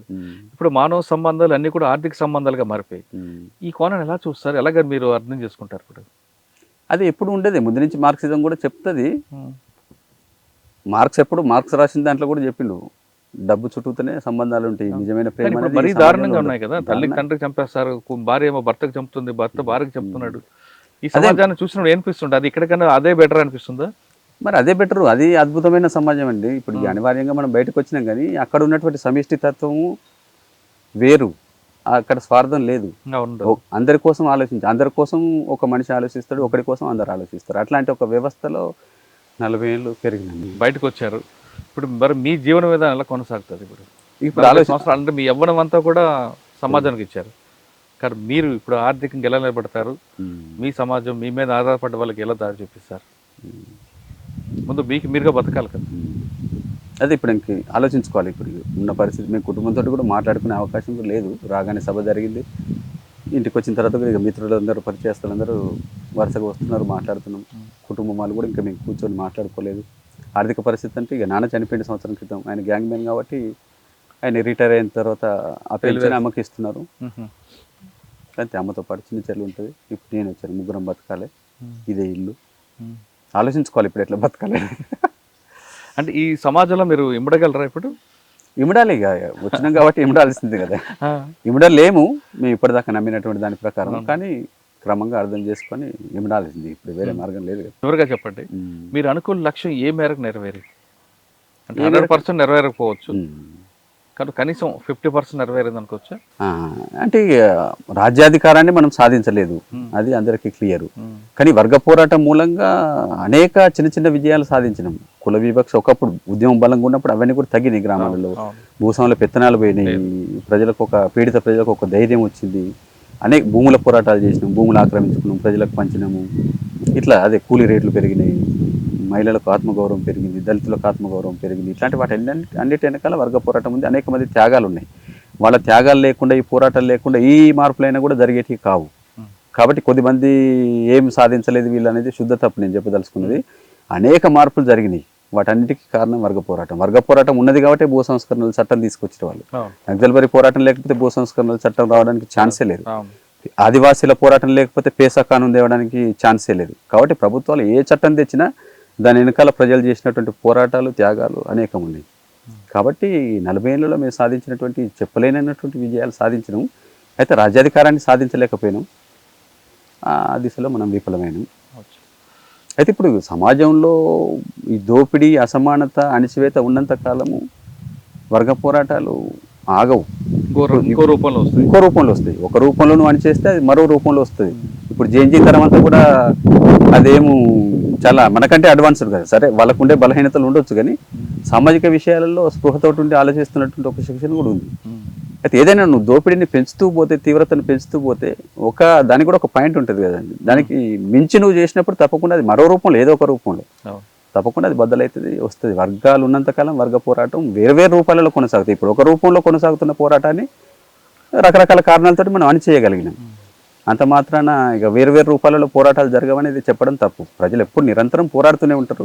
ఒక రూపంలో నువ్వు అణిచివేస్తే ఇంకొక రూపంలో పోరాడతారు. కేవలం రాజ్యాధికారం మాత్రం సాధించలేదు, కానీ వర్గ పోరాటం ద్వారా చాలా కార్యక్రమాలు సాధించమంటున్నారు ముప్పటి సాంబయ్య అలియాస్ వికాస్. 40 సంవత్సరాల పాటు అడవిలో ఉండి 4 రాష్ట్రాల్లో తన కార్యక్రమం చేపట్టిన ఆయన ఇప్పుడు బయటకు వచ్చాక ఇక్కడున్న ఈ సమాజం, ఇక్కడున్న వ్యక్తిగత పోరాటాలు, వ్యక్తిగత స్వార్థాలు చూసి ఇంత దారుణంగా ఉందా అనేది ఆయన ఆశ్చర్యపోతున్నారు. కానీ ప్రభుత్వం సాధించింది ఇది కేవలం మావోయిజం మాత్రం అణిచివేసింది. కానీ సమస్య ఎప్పుడున్నప్పుడు అది మరో రూపంలో కూడా రావచ్చు, అది రాకుండా చూసే బాధ్యత ప్రభుత్వాలదే అంటున్నారు సాంబయ్య.